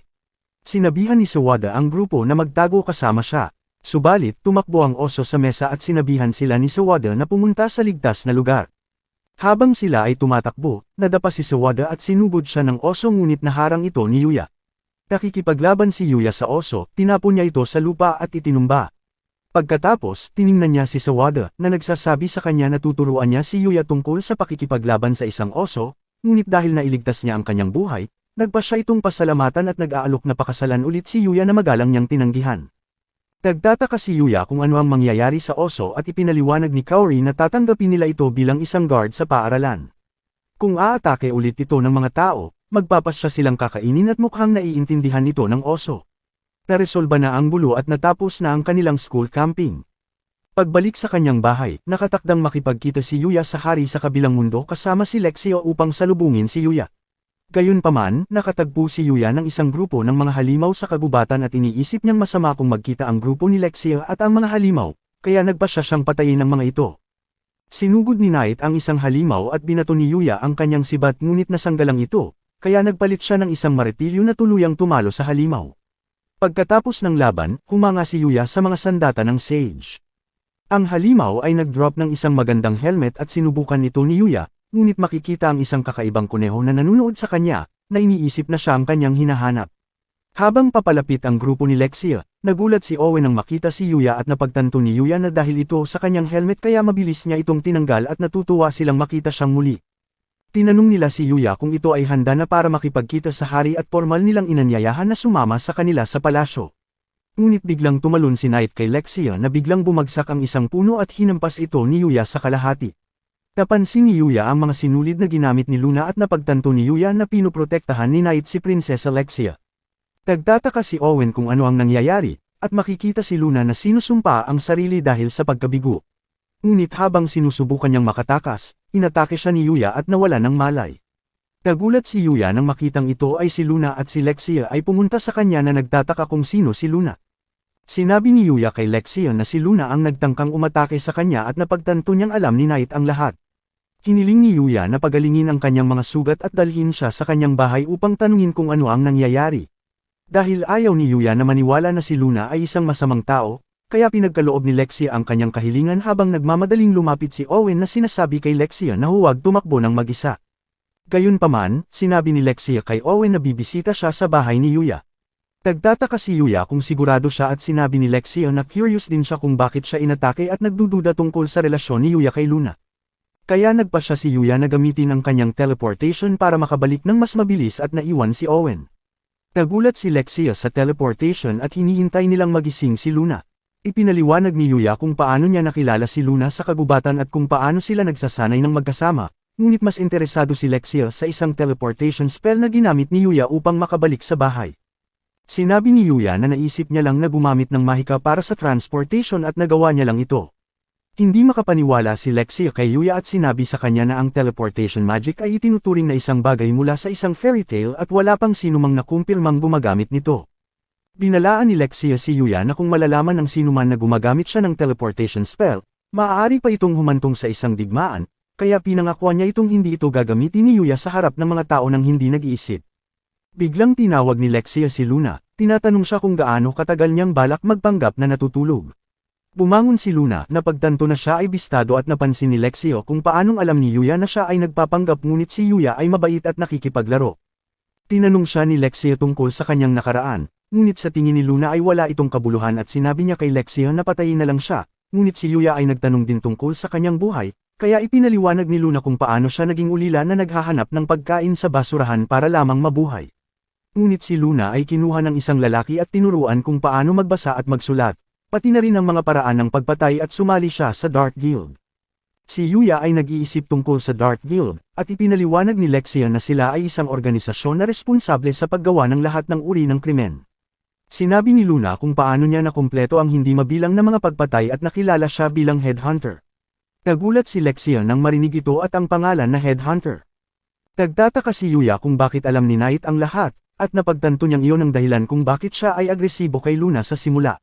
Ibinunyag ni Luna ang kanyang trabaho na patayin si Lexia, ngunit ngayong siya ay nabigo, garantisado ang kanyang kamatayan, dahil maaaring mamatay siya o magpapadala ang Dark Guild ng mga assassin para sa kanya. Nag-aalala si Yuya para kay Luna pero nagtataka si Luna kung bakit siya nagmamalasakit gayong panandalian lang naman silang magkasama, pero sinabi ni Yuya na kahit maikli lang ang oras na iyon, malaki ang halaga nito para sa kanya, kaya ang tingin ni Yuya kay Luna ay isang kaibigan. Iniisip ni Luna na huli na ang lahat, ngunit humarang si Lexia at sinabihan si Luna na magtrabaho na lang para sa kanya at maging gwardya. Nagtataka si Luna sa sinasabi ni Lexia, at ipinaliwanag ni Lexia na dahil sila lang ni Yuya ang nakakaalam tungkol sa pagtatangkang pagpatay, maaari nila itong itago at kung si Luna ang nagbabantay kay Lexia, mas mahirap para sa Dark Guild na makuha si Luna. Iniisip ni Luna na si Lexia ay isang baliw na sinasabing siya ay isang kriminal. Iniisip ang lahat ng mga taong kanyang napatay at ang kanyang mga kamay ay may bahid ng dugo. Gayunpaman, sinabi sa kanya ni Lexia na mayroon siyang magagandang kamay na nagtataka kung paano ito naging malambot at sinabi ni Luna na ito ay dahil sa paliguan ni Yuya. Patuloy na tumatanggi si Luna, ngunit sinabihan siya ni Lexia na dahil siya ay nabigo, kailangan niyang sundin ang mga utos ni Lexia at walang pagpipilian si Luna kundi tanggapin ang trabaho. Samantala, makikita si Owen habang siya at ang kanyang mga kabalyero ay tumatakbo palayo sa mga goblin. Ang kanyang mga tauhan ay hindi maaaring magpatuloy, kaya sila ay napilitang umatras at pinaubaya ang proteksyon ni Lexia kay Yuya. Hindi makapaniwala si Luna sa mga nangyari sa pag-aakalang si Lexia ay isang tyrant, ngunit bilang kanyang unang utos, hinihiling niyang marinig ang higit patungkol sa paliguan ni Yuya. Ipinaliwanag ni Luna na si Yuya ay may isang pambihirang item, na maaaring lumikha ng paliguan at tumutulong para maibalik ang lakas ngunit mayroon din itong mga positibong epekto sa kagandahan. Sa tingin ni Lexia ay mukhang hindi kapanipaniwala at hinihiling na gamitin ito. Nagpasya siyang maligo kasama si Luna na inanyayahan si Yuya na sumama rin sa kanila, ngunit tumanggi si Yuya at tinawag ito ni Lexia na isang kahihiyan. Ang mga babae ay nag-e-enjoy sa paliguan ng magkasama at nalaman na ito ay nakaka-relax. Ngunit biglang nagtanong si Lexia kung gusto ni Luna si Yuya at sinabi ni Luna na magkaibigan lang sila. Sinabi ni Lexia na maaari niyang sabihin na gusto niya si Yuya, ngunit itinanggi ito ni Luna na sinasabi sa kanya na nag-i-imagine lang siya ng mga bagay. Kaya't binanggit ni Lexia ang kanyang plano na pakasalan si Yuya at tinutulan ni Luna ang kanyang ideya. Sinabi ni Lexia na wala siyang problema kung magkaibigan lang silang dalawa ni Yuya, at hindi sigurado si Luna sa kanyang nararamdaman. Ngunit biglang naglabas si Lexia ng isang deklarasyon ng digmaan, na sinasabing mahal niya si Yuya at siya ang mananalo kung mapapangasawa niya ito. Nalilito si Luna sa pagdinig nito, ngunit sa pag-iisip na si Yuya ay maaagaw ni Lexia, kaya tinanggap ni Luna ang laban at gusto niya si Yuya para sa kanyang sarili. Idineklara ni Lexia sa sandaling iyon na si Luna ay magiging kanyang bantay at kanyang karibal. Pagkatapos nilang maligo, naisip ni Yuya na dapat silang gumawa ng hapunan. Nag-aalok si Lexia na magluto ngunit nahihirapan siyang makahiwa ng isang patatas at nawala ang kutsilyo sa kanyang kamay na muntik nang magdulot ng isang aksidente. Gayunpaman, nagpasya si Yuya na siya ang magluto sa halip, na nalaman ng mga babae na masarap ang pagkain at niyakap ni Lexia si Yuya. Ngunit nagseselos si Luna nang makita ito at hiniling kay Yuya na pakainin siya, sinasabing nahihirapan siyang gumalaw dahil hindi pa ganap na gumaling ang kanyang mga sugat. Iniisip ni Yuya kung gaano siya nasaktan at pumayag siya sa kanyang kahilingan. Ngunit habang sinusubuan niya si Luna, napangiti ito kay Lexia na nagseselos at humihiling na pakainin din siya ni Yuya. Sinabi ni Yuya kay Lexia na hindi siya nasaktan, ngunit ginamit ni Lexia ang kanyang kapangyarihan bilang prinsesa para sabihan si Yuya at wala itong pagpipilian kundi ang sumunod. Pagsapit ng gabi, ang mga babae ay natutulog ng magkasama at si Yuya ay napagod ngunit sa tingin niya ito ay isang magandang oras. Kinabukasan, muli silang nagkita ni Owen na kasama ang kanyang mga kabalyero at humingi ng tawad si Yuya sa pag-iwan sa kanya. Nagtataka si Owen kung sino ang kasama ni Yuya at muli niyang ipinakilala si Knight. Pinasalamatan si Yuya ni Owen sa pagligtas kay Lexia noong nakaraang araw at nagtataka tungkol sa pagkakakilanlan ni Luna. Tahimik na ipinaliwanag ni Lexia kung paanong si Luna ay naging asasin na nagtangkang pumatay sa kanya, ngunit magtatrabaho na si Luna bilang bantay ni Lexia. Nagulat ang lahat nang marinig ito, at iniisip ni Luna kung gaano kadaling isiniwalat ni Lexia ang kanyang sikreto. Pinalibutan si Luna ng mga kabalyero ni Owen ngunit sinabihan sila ni Lexia na tumigil. Gayunpaman, tumanggi si Owen na sinasabing hindi mapagkakatiwalaan si Luna pero binanggit ni Lexia kung paano sila natulog ng magkasama at sa huli ay sumuko si Owen na sinasabing babantayan nila si Luna. Biglang nagsalita si Yuya, sinasabing hindi siya makakasama sa palasyo dahil sa dagdag na araw noong nasa bahay sila at wala na siyang oras para maglakbay. Iniisip na kailangan niyang bumalik sa paaralan, kaya't sinabihan siya ni Owen na bumisita sa tuwing magkakaroon siya ng pagkakataon at binanggit sa kanya na maaari niyang sundan ang kalsada patungo sa isang nayon, kung saan siya ay makakuha ng direksyon patungo sa kabisera. Nagpaalam si Lexia kay Yuya, sinabihan siyang bumisita sa lalong madaling panahon, ngunit biglang tumakbo si Luna pabalik at hinalikan si Yuya na pinasalamatan ito sa lahat ng kanyang nagawa.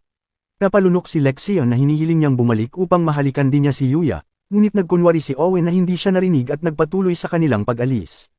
Iniisip ni Yuya ang halik at nagtataka kung gusto siya ni Luna, pagkatapos ay naligo siya para makapagpahinga. Bigla niyang napagtanto na may isang kakaibang nilalang at nakatanggap siya ng notification na nagsasabing na tame niya ito. Ang nilalang ay nalilito, ngunit nakita ito ni Yuya nakatanggap-tanggap at iniisip ang tungkol sa pagsuri sa mga stats. Gayunpaman, nakita ni Yuya na ang kanyang appraisal skill ay nag-level up na nagpapahintulot kay Yuya na makita ang mga kasanayan na alam ng kakaibang nilalang.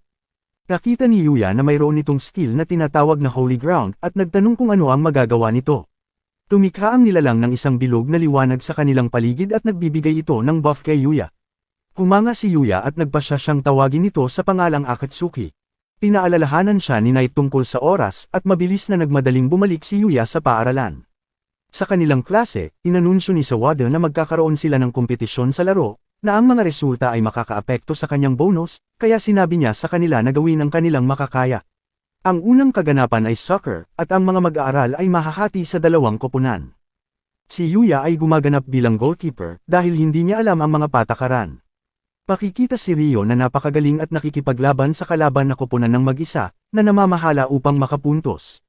Si Kaidi ay napahanga, ngunit sinabi ni Rin sa kanya na mayroon pa silang pangalawang secret weapon at sinabihan si Kaidi na tumalon.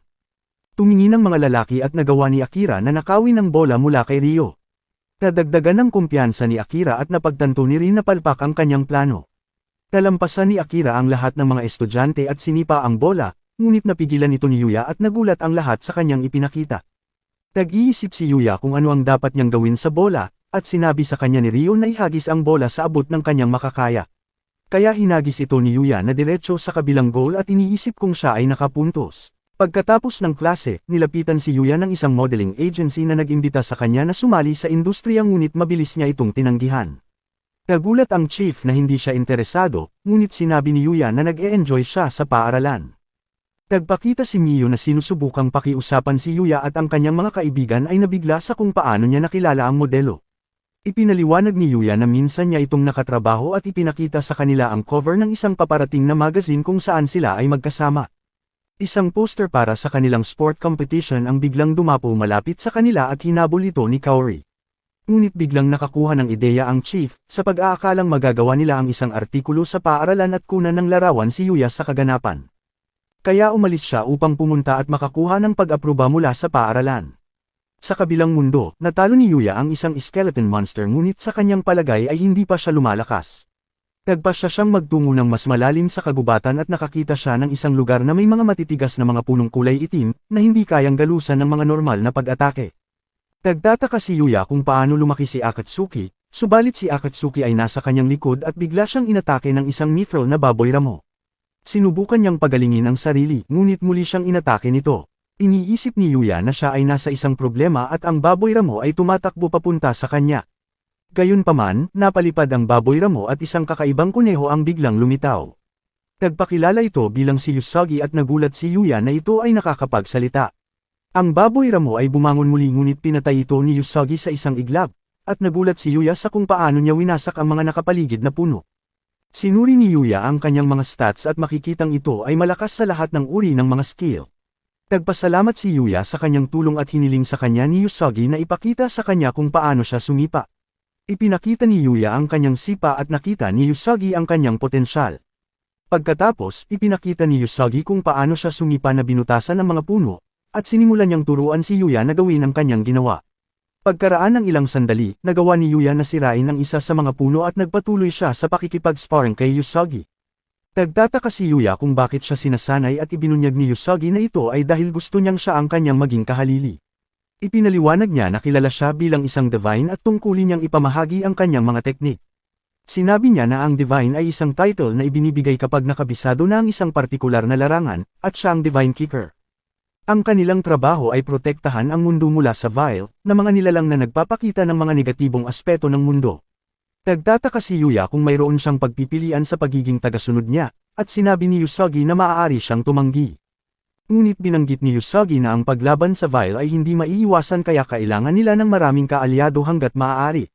Mas pinili ni Yuya na hindi maging divine, ngunit iniisip niya kung paano niya gustong maprotektahan sina Knight at Akatsuki.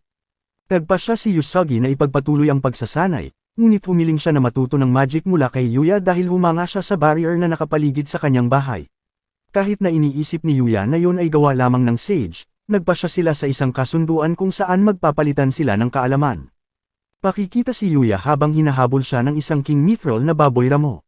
Sa tingin ni Usagi na ito ay magandang pagkakataon para magkaroon ng rematch si Yuya. Nahihirapan si Yuya laban dito, ngunit gamit ang kanyang mga sipa at ang kanyang divine whip ay nagawa niya itong talunin. Ipinagdiriwang ni Yuya ang kanyang pagkapanalo at napag-alaman na nag-drop ito ng ilang mga SS rank na item. Ipinaliwanag ni Usagi na mayroong triple S rank at EX rank na mga halimaw sa mundo, at ang Vile ay mas malakas pa sa mga maalamat na rank. Biglang nakatanggap ng notification si Yuya tungkol sa pag-evolve at bigla siyang nagliwanag. Ang kanyang hitsura ay hindi nagbago, ngunit tila siya ay nakakuha ng isang bilang ng mga bagong kasanayan. Kinabukasan, sumali si Yuya sa kompetisyon ng table tennis at sinabihan siya ng chief na magpakita ng magandang palabas para sa kanila. Ang kanyang kalaban ay ang national champion na kilala bilang sniper, at naghahatid ng isang napakalakas na serve na kahit si Yuya ay hindi ito kayang tamaan, ngunit kung ikukumpara ito sa baboy ramo na kanyang hinarap, madaling ibinalik ni Yuya ang kasunod na serve at nagkaroon ng butas sa mesa. Ngunit umayaw si Yuya sa laban dahil ayaw niyang masaktan ang sinuman at nagreklamo ang mga photographer na napakabilis niyang kumilos para sa kanila. Kinaladkad ni Kaidi si Yuya para maglaro ng volleyball dahil nasugatan ang isa nilang miyembro at sinundan siya ng chief. Habang nagsisimula ang laban, nagulat ang lahat nang pumutok ang bola at tuluyang nawasak ang court. Agad na sumuko ang kalaban na koponan at nalaman ng chief na hindi sila nakakuha ng larawan muli dahil nagambala ang mga photographer. Inaaliw ni Kaidi si Yuya na nagsasabing sila ay nanalo at bigla silang nakarinig ng hiyawan. Nakita nila si Kaori at si Yuya ay nagtataka kung ano ang nangyayari. Makikita ang kanyang teammate na binubuhat at binalaan niya si Yuya na mag-ingat sa laro. Pinalitan ni Yuya ang kanyang pwesto sa tennis at sinabi sa kanya ng kanyang mga kalaban na kakailanganin din niya ng medikal na atensyon. Nagpatuloy ang laban at nag-serve si Kaori na muntik nang matamaan si Yuya na pumunta ang bola sa labas, at sinubukan ni Yuya na hikayatin si Kaori. Muling nag-serve si Kaori, ngunit sa pagkakataong ito ay inihagis niya ang kanyang racket at napagtanto ni Yuya na ang ibang estudyante ay talagang nasaktan ni Kaori. Sa pagpapatuloy, si Yuya ang pumalit na kinuha ang bawat puntos at binuhat niya ang laro. Sinubukan ni Kaori na tumulong ngunit sa huli ay itinapon niya muli ang kanyang racket at muntik ng madapa. Gayunpaman, nahawakan siya ni Yuya at sa wakas ay nakakuha na rin ng larawan ang chief. Sa pagtatapos ng araw, si Kaori ay naglalakad pa uwi kasama si Yuya, na nagpapasalamat sa kanya para sa lahat ng kanyang tulong. Gusto niyang ilibre si Yuya ng pagkain, ngunit sinabi ni Yuya na masaya na siyang kasama si Kaori kaya hindi na kailangang magpasalamat sa kanya, at sa halip ay hinalikan siya ni Kaori. Samantala, makikita si Usagi habang nakikipaglaban siya sa isa sa mga vial. Ipinagtanggol ni Usagi ang kanyang sarili at nagulat ang babae dahil hindi siya dapat gumagamit ng magic. Nagpasalamat si Usagi kay Yuya sa pagturo sa kanya at binago ng babae ang kanyang mga plano. Iniisip na si Yuya ay isang mas malaking banta, kaya umalis ang babae upang hanapin si Yuya at harapin. Tinitingnan ng Chief Agency ang kanilang susunod na proyekto, at masaya siya sa lahat ng mga larawan ni Yuya. Iniisip niya kung gaano kaganda ang pagbebenta ng mga magazine, ngunit ang kanyang tauhan ay nag-aalala na ang iba pang mga ahensya ay maghahabol kay Yuya kapag nakita nila ito. Gayunpaman, hindi nag-aalala ang chief, at tila may plano siyang tiyakin na hindi makakatanggi si Yuya na sumali sa kanilang ahensya. Pagbalik sa bahay, magkasamang nag-aaral si Kaori at Yuya. Nagpasalamat si Yuya kay Kaori sa pagtulong sa kanyang math, ngunit sinabi ni Kaori na wala itong problema, dahil tinuturuan din siya ni Yuya sa Ingles. Subalit, nagpasalamat si Yuya sa kanyang language comprehension skill na ginagawang madaling maunawaan ang Ingles.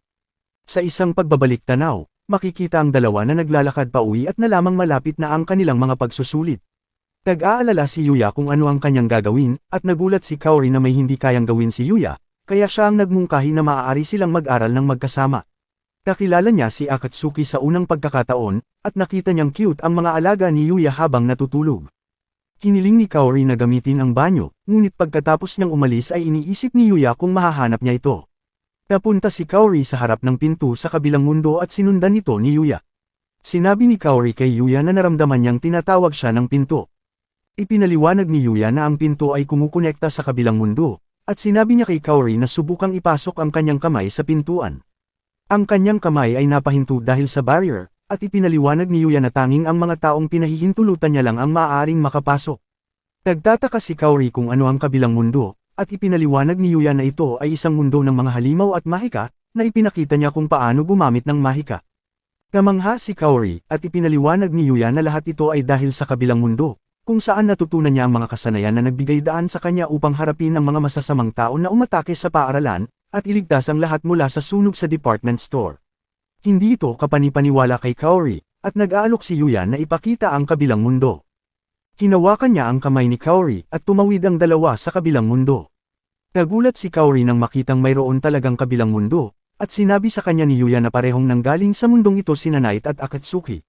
Ipinaliwanag niya na si Knight ay isang fenrir na parang lobo, at si Akatsuki ay parang baboy, ngunit nasaktan si Akatsuki nang marinig ito. Biglang lumitaw ang status window ni Kaori, at ipinaliwanag ni Yuya na ang kakayahan sa mundong ito ay kinakatawan ng mga stats. Nagulat si Yuya nang makitang mas mataas ang mga stats ni Kaori kaysa noong nagsimula pa lamang siya, na naaalala kung paano lamang siya nagkaroon ng isang puntos sa bawat stats. Ipinaliwanag ni Yuya kung paano siya nag-level up sa mundong ito at kung paano ganap na nagbago ang kanyang hitsura, kaya sa kanyang pakiramdam ay nandaya at hindi siya tatanggapin ng lahat kung hindi dahil dito. Ngunit binago ni Kaori ang pag-uusap na humihiling na mas makita pa ang kabilang mundo. Binanggit ni Yuya na delikado sa labas ng kanyang bahay, ngunit pumayag na ipakita ito sa ibang pagkakataon. Nangako si Kaori kay Yuya at hiniling ni Yuya na itago ang kanyang sekreto, na ipinaparamdam kay Kaori na may espesyal silang relasyon, at sa kanyang pakiramdam ay naging mas malapit siya kay Yuya.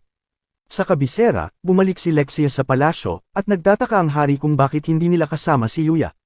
Ipinaliwanag ni Owen na kailangang baguhin ang kanilang mga plano, at iniisip ng hari kung may kinalaman nito kay Luna. Agad na inamin ni Luna na sinubukan niyang patayin si Lexia, at kinuha ng hari ang kanyang espada na naghahanda na patayin si Luna. Sinugod niya ito, ngunit sa huli ay huminto at kinikilala ng hari ang kanyang husay, dahil napagtanto ni Luna na ang kanyang espada ay may kakayahang pumutol ng anumang bagay at sa halip ay pinigilan ni Luna ang kanyang mga braso. Nagalit si Lexia sa kanyang ama. Sinabi na desisyon niyang kunin si Luna bilang gwardya, at sinabing kamumuhian niya ang kanyang ama kung sasaktan niya si Luna. Nalungkot ang hari nang marinig ito, at tinanggap niya si Luna bilang isa sa mga gwardya ni Lexia. Pagkatapos, tinanong ng hari si Owen tungkol kay Luna, at ipinaliwanag niya kung paano niya nakilala si Luna bilang headhunter ng Dark Guild. Nagtataka ang hari kung paano nauugnay ang mga bagay kay Yuya, at ipinaliwanag ni Owen na si Yuya ang nakahuli kay Luna, at kung paano niya dinala sina Luna at Lexia pabalik sa kanyang bahay. Ngunit nang marinig ng hari kung paano nanatili si Lexia sa bahay ng isang lalaki, nagsimula siyang mag-amok na iniisip kung paano niya gustong saksakin si Yuya. Sinabi sa kanya ni Owen na walang nangyari, ngunit sinabi ng hari na hindi siya makakatiyak dahil wala siya roon. Samantala, makikita ang isang lalaking nakamaskara na minsang nagtangkang patayin si Lexia. Nalamang siya ang unang prinsipe na si Rhaegar, at sinabi ng kanyang tauhan ng tungkol sa kung paano kinuha ng isang supporting noble si Luna para patayin si Lexia. Ngunit nauwi ito sa kabiguan dahil kay Yuya at naging gwardya si Luna kay Lexia. Binanggit din ng kanyang tauhan kung paano naimbitahan si Yuya sa palasyo, at nagbibigay ito ng ideya kay Rhaegar. Ibinigay niya sa kanyang tauhan ang kanyang lihim na sandata, isang magic sealing barrier na kayang mapawalang bisa ang lahat ng magic na malapit sa lugar nito. Gagawin itong walang kapangyarihan ng lahat ng magic user na mga gwardya ng hari, at ang tanging mga taong kailangan nilang harapin ay sina Owen at Luna. Ang kanyang tauhan ay nag-aalala na sila ay makilala kung ang kanilang plano ay mabigo, ngunit sa tingin ni Rhaegar ay maaari silang umatake kay Yuya kung siya ay bumisita. Si Yuya ay nakakakuha ng dagdag na araw ng pahinga pagkatapos ng kompetisyon sa paaralan, kaya siya ay naghahanda para bisitahin ang kabisera. Inatake ni Yuya ang ilang mga halimaw na nagbibigay ng ilang mga item, kabilang ang isang rare item na nagbibigay ng mahiwagang karanasan sa pagtulog. Nagtungo si Yuya sa kalapit na bayan at nagulat siya nang makitang may mga pusang babae sa mundong ito. Pumunta siya sa isang guild upang makipagkalakal dahil wala siyang dalang pera. Nalaman ng master ang kanyang pangalan na kakaiba, at hindi alam kung saan siya nagmula. Ipinaliwanag ni Yuya na siya ay mula lamang sa isang maliit na isla, at iniisip ng master na siya ay isang maharlika batay sa kanyang hitsura. Sinabi ni Yuya na isa lang siyang normal na lalaki, ngunit hindi naniniwala ang master. Nagtataka ang master kung ano ang gusto niyang ibenta, at nagulat siya nang makita ang kahon ni Yuya. Si Yuya ay naglabas ng mga paminta, at ang master ay agad na namangha sa lagayan. Sinuri niya ang mga paminta, at napag-alaman na ito ang pinakamataas na kalidad na kanyang nakita, ngunit iniisip ni Yuya na ito ay karaniwang paminta na mula sa lokal na tindahan. Nag-aalok ang master na bilhin ang lahat ng ito sa halagang 100 gintong barya at nagtataka si Yuya kung marami na ba iyon, na inamin na hindi niya alam ang halaga ng pera sa kaharian. Ipinaliwanag ng master na ang isang karaniwang pamilya ay maaaring mabuhay lamang sa 5 gintong barya sa loob ng isang taon, kaya ang 100 ginto ay sapat na para mabuhay ang isang buong pamilya sa loob ng 20 taon. Binigyan din siya ng master ng guild card na magagamit para sa pagkakakilanlan at nagtanong si Yuya kung paano makarating sa kabisera. Sinabi sa kanya ng master ang tungkol sa stagecoach na dumiretso sa kabisera, na pagdating niya doon ay namangha si Yuya sa dami ng tao. Itinuro ni Akatsuki ang palasyo at nagsimulang matakot si Yuya na iniisip na siya ay mawawala sa lugar. Tumungo siya sa palasyo at nagkita sila ni Owen. Sinabi ni Owen kay Yuya na dumiretso sila upang makita ang hari at natakot si Yuya sa pag-aakalang hindi pa siya handa, ngunit sinabihan siya ni Owen na huwag mag-alala dahil kaunti lang ang mga taong nandoon. Makikita sina Lexia at Luna na naghihintay sa loob ng silid, at nagbigay galang si Yuya sa hari. Agad na sinabi ng hari kung paano nag-propose si Lexia kay Yuya, at nagsimulang magalit sa pag-aakalang si Yuya ay nanligaw sa kanyang anak ngunit napatahimik siya ni Owen. Hindi umanga ang hari dahil walang dalang regalo si Yuya para kay Lexia, kaya ipinakita ni Yuya ang kumot na kanyang nakuha mula sa tupa. Natutuwa si Lexia nang makita ito, ngunit tila nagalit ang hari na nag-iisip na sinusubukan niyang akitin ng kanyang anak sa harapan niya mismo. Sinubukan ni Owen na pigilan ang hari, sinabing hindi alam ni Yuya ang kanilang mga kaugalian, at nagtataka si Yuya kung ano ang nangyayari. Ipinaliwanag ni Lexia na ang pagbibigay ng kama bilang isang regalo ay nangangahulugan na gusto mong pakasalan ang tao na iyon at makibahagi sa kama. Napagtanto ni Yuya na siya ay nagkamali, at naghahanda ang hari upang saksakin si Yuya ngunit bigla silang inatake ng mga asasin. Inutusan ng hari ang kanyang mga gwardya na umatake, ngunit isang lalaki ang nag-activate ng magic sealing barrier na pinatigil ang mga arrow. Ang mga asasin ay sumugod sa kanila, pero binugbog lang sila ni Yuya na kasama si Knight at mabilis na tinalo. Niyakap siya ni Lexia habang pinupuri, ngunit nagseselos si Luna na sinusubukan siyang hilahin palayo habang nakatitig ang hari kay Yuya. Ngunit natuklasan ni Owen ang isang partikular na emblem sa isa sa mga assassin, at napagtanto nilang ang unang prinsipe na si Rhaegar ang nasa likod ng pag-atake. Ang balita ng pag-atake ay kumalat sa mga gwardya, at tila ang hari ay humiwalay sa kanyang silid. Nag-iisip si Yuya kung ano ang dapat niyang gawin, at nakita si Owen na humingi ng tulong sa kanya para mapanatiling ligtas si Lexia. Kaya hinanap ni Yuya si Lexia na nag-aalangan na pumasok sa kanyang silid ngunit biglang lumabas si Lexia, at iminungkahi niyang maglibot sila sa kabisera dahil ito ang unang pagkakataon ni Yuya doon. Ipinaalam sa kanya ni Luna ang kanyang sitwasyon, ngunit dahilan ni Lexia kung magpadala pa ang kanyang kapatid ng mga assassin ay ibibigay niya ang sarili niyang lokasyon. Sumasang-ayon si Luna sa kanyang pagtatasa, ngunit alam niyang sinusubukan lang talagang lumabas ni Lexia. Sinabi ni Luna kay Lexia na dapat siyang manatili sa kastilyo, habang siya ang maaaring maglibot kay Yuya sa paligid ngunit tumanggi si Lexia at ayaw niyang hayaan silang magkasama. Iminumungkahi ni Owen na maaaring siya ang maglibot kay Yuya, habang pareho silang maaaring manatili sa kastilyo, ngunit ang dalawang batang babae ay parehong tinanggihan ang kanyang ideya. At sa huli, ang dalawang babae ang sumama kay Yuya habang si Owen ay nanunood mula sa malayo. Gustong ipakita ni Lexia kay Yuya ang mga alahas ngunit may iba pang mungkahi si Luna, at pinag-aawayan siya ng dalawang babae. Nagdulot sila ng kaguluhan, at ang mga tao sa paligid ay nagsimulang tumingin sa kanila, sa pag-aakalang si Yuya ay tiyak na isang uri ng marangal na may kasamang dalawang maganda. Tumingin sila sa paligid ng lungsod, at tila interesado si Yuya sa Adventurers Guild. Binanggit niya kung paano siya nagrehistro sa Merchants Guild habang papunta siya sa kabisera. Iminungkahi ni Luna kay Yuya na dapat siyang magparehistro para sa Adventurers Guild dahil mas madalas siyang maghunting, na sinasabing magiging mas madali para sa kanya ang pangangalakal ng mga materyales ng halimaw, at maaari siyang kumita ng kaunting pera mula sa pagkuha ng mga quest. Nagpasya si Luna na magparehistro din, na gustong pumunta sa isang pakikipagsapalaran kasama si Yuya. Hindi gusto ni Lexia ang ideya, ngunit iminungkahi ni Luna na maaari rin siyang magparehistro. Nagrereklamo si Lexia tungkol sa kanilang pagsasama, ngunit sinabihan siya ni Luna na huwag mag-alala dahil malamang na masyadong busy si Yuya upang makipagsapalaran sa kanya. Nakilala nila ang clerk na si Amelia, na nag-abot sa kanila ng kanilang mga application form. Sinimulan nitong punan ni Yuya ngunit may tanong tungkol sa kung anong magic ang kanyang ginagamit. Iniisip niya kung paano sinabi sa kanya ng sage na ang karaniwang kaalaman tungkol sa magic ay hindi kasing advanced, kaya nagpasya siyang hindi niya dapat banggitin na magagamit niya ang lahat ng uri ng magic, pati na rin ang teleportation magic, kaya nilagay na lang niya ang hangin, apoy, at tubig. Ang susunod na tanong ay tungkol sa magic power, at ipinaliwanag ni Amelia na gumagamit sila ng crystal ball para sukatin ang magical energy ng isang tao.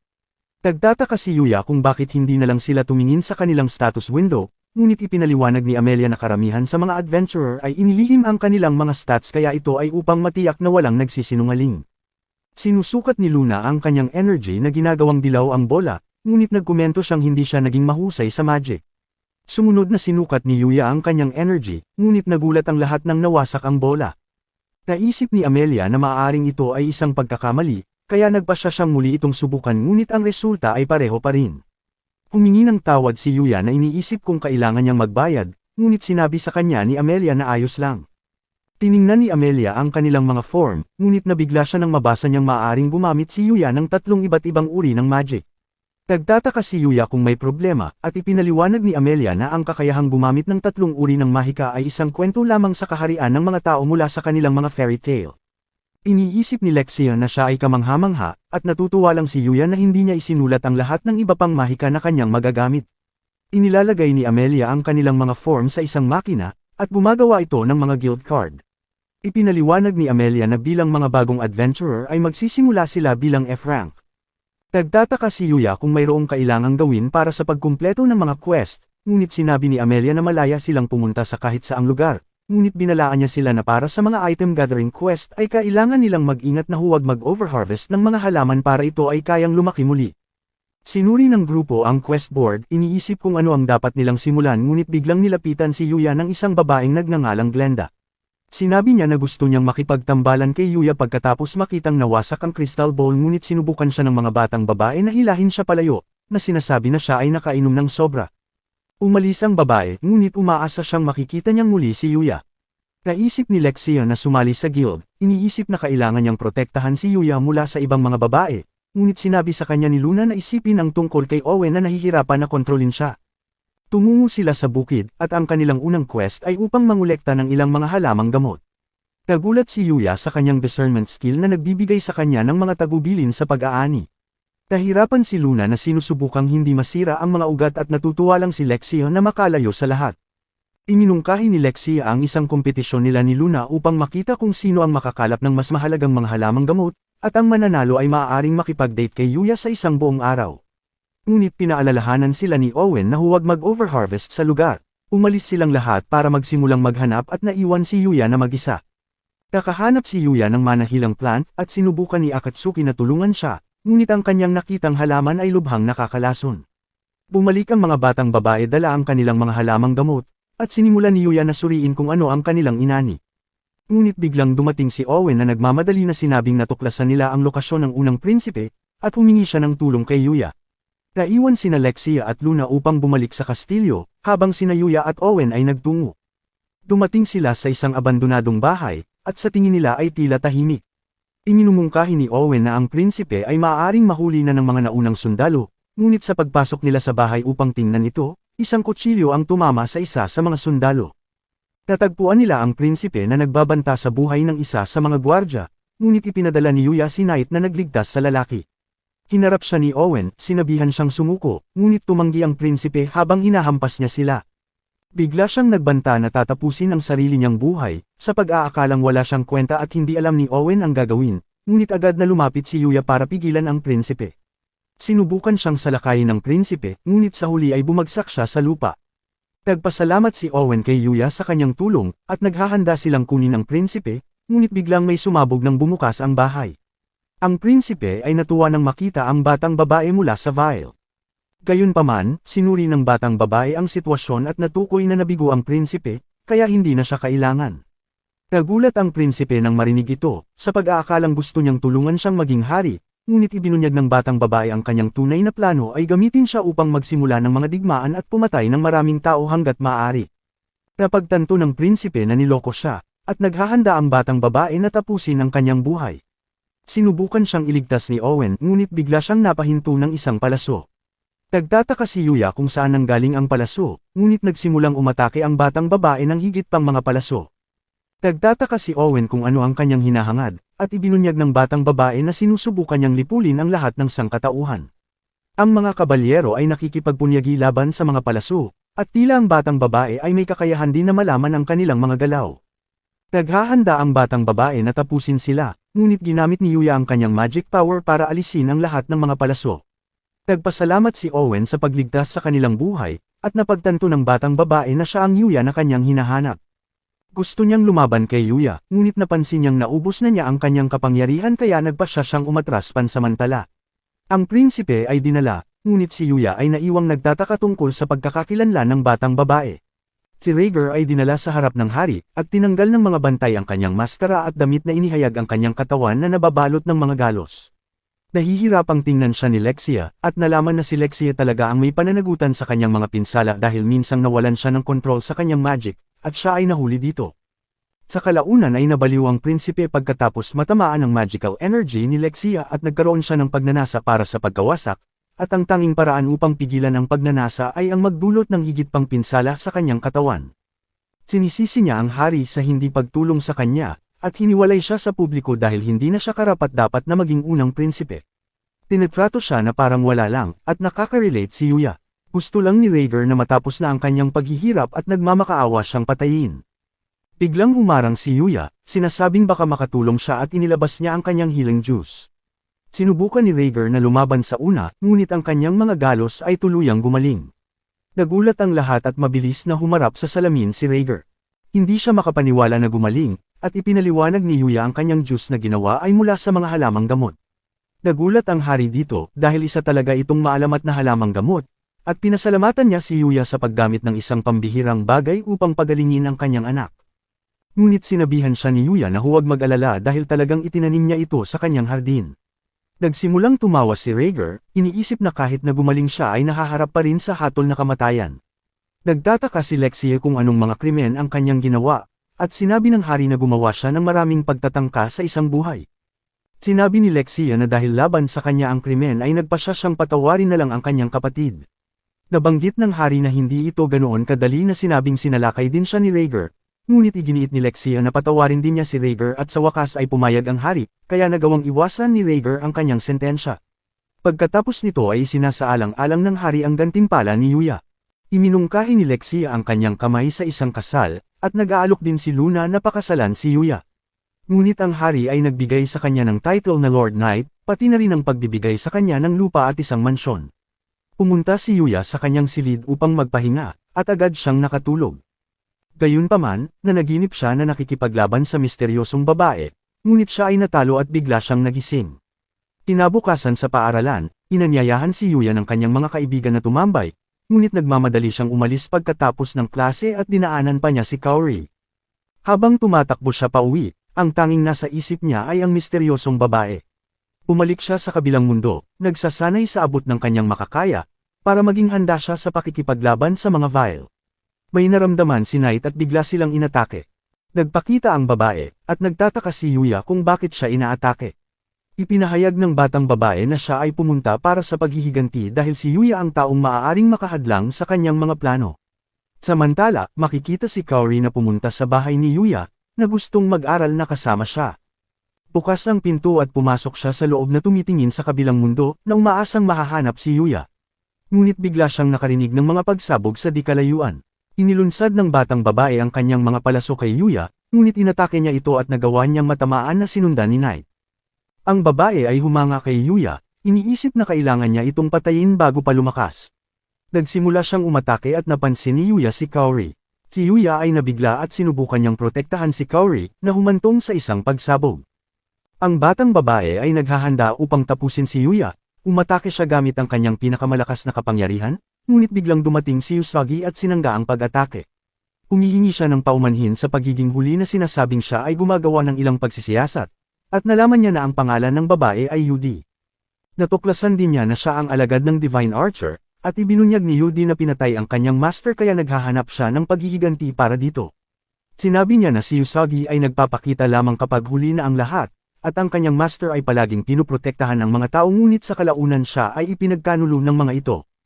Sinabi ni Usagi na trabaho nila bilang mga Divine ang lumaban sa mga Vile. At sinabi niya na ang paggamit ng kanilang divine skills para sirain ang mundo ay labag sa kasunduan na mayroon sila sa planeta, ngunit sinabi ni Yudi na minana lamang niya ang divine skills mula sa kanyang master, at hindi kailanman kinuha ang title bilang isang divine kaya hindi siya kasali sa kasunduan. Patuloy silang lumalaban at ginaya ni Yuya ang galaw na ginamit ni Usagi upang iligtas siya na lumikha ng isang pambungad at sinipa siya ni Usagi. Tumanggi siyang sumuko sa kanyang paghihiganti na nakikita ang mga tao bilang walang halaga at sinimulan niyang gamitin ang kapangyarihan ng Vile. Napasigaw siya at halos hindi na makayanan ni Yuya dahil sa lakas ng kapangyarihan. Inatake niya si Usagi at naglaban ang dalawa na tinamaan si Usagi at mukhang masama ang mga bagay, ngunit biglang tumakbo si Akatsuki patungo sa laban na inactivate ang kanyang skill na Holy Ground, at inalis nito ang kapangyarihan ni Yudi na nagbibigay ng pagkakataon kay Yuya na umatake. Pinanggit ni Usagi na bukod sa Divine, mayroon ding mga Holy Beast na pwedeng lumaban sa mga Vile, at si Akatsuki ay tila isa sa kanila. Sinabi niya na hindi na dapat muling magamit ni Yudi ang kanyang Vile na kapangyarihan, kaya nagpasya siyang ipaubaya ito kay Yuya. Nagmamadaling lumapit si Kaori, ngunit biglang may halimaw sa kanyang likod. Tinapos ito ni Yuya sa isang atake at si Kaori ay nabigla. Ipinaliwanag ni Yuya na ganito ang buhay niya sa mundong ito. Iniisip niya kung natatakot ba si Kaori na makita siyang pumapatay sa kanyang harapan. Inaamin ni Yuya na nag-level up siya sa mundong ito, iniisip na siya ay isang cheater, at hindi siya magugustuhan ni Kaori kung hindi dahil dito. Ngunit sinabi ni Kaori na hindi iyon totoo, na sinasabing hindi siya nagbago mula noong unang beses na nailigtas ang kanyang buhay, nabanggit na palagi siyang mabait at nagustuhan siya nito simula pa noong una nilang pagkikita. Dito na nagtatapos, maraming salamat sa panunood hanggang dulo. Mag-subscribe para sa higit pang mga video tulad nito.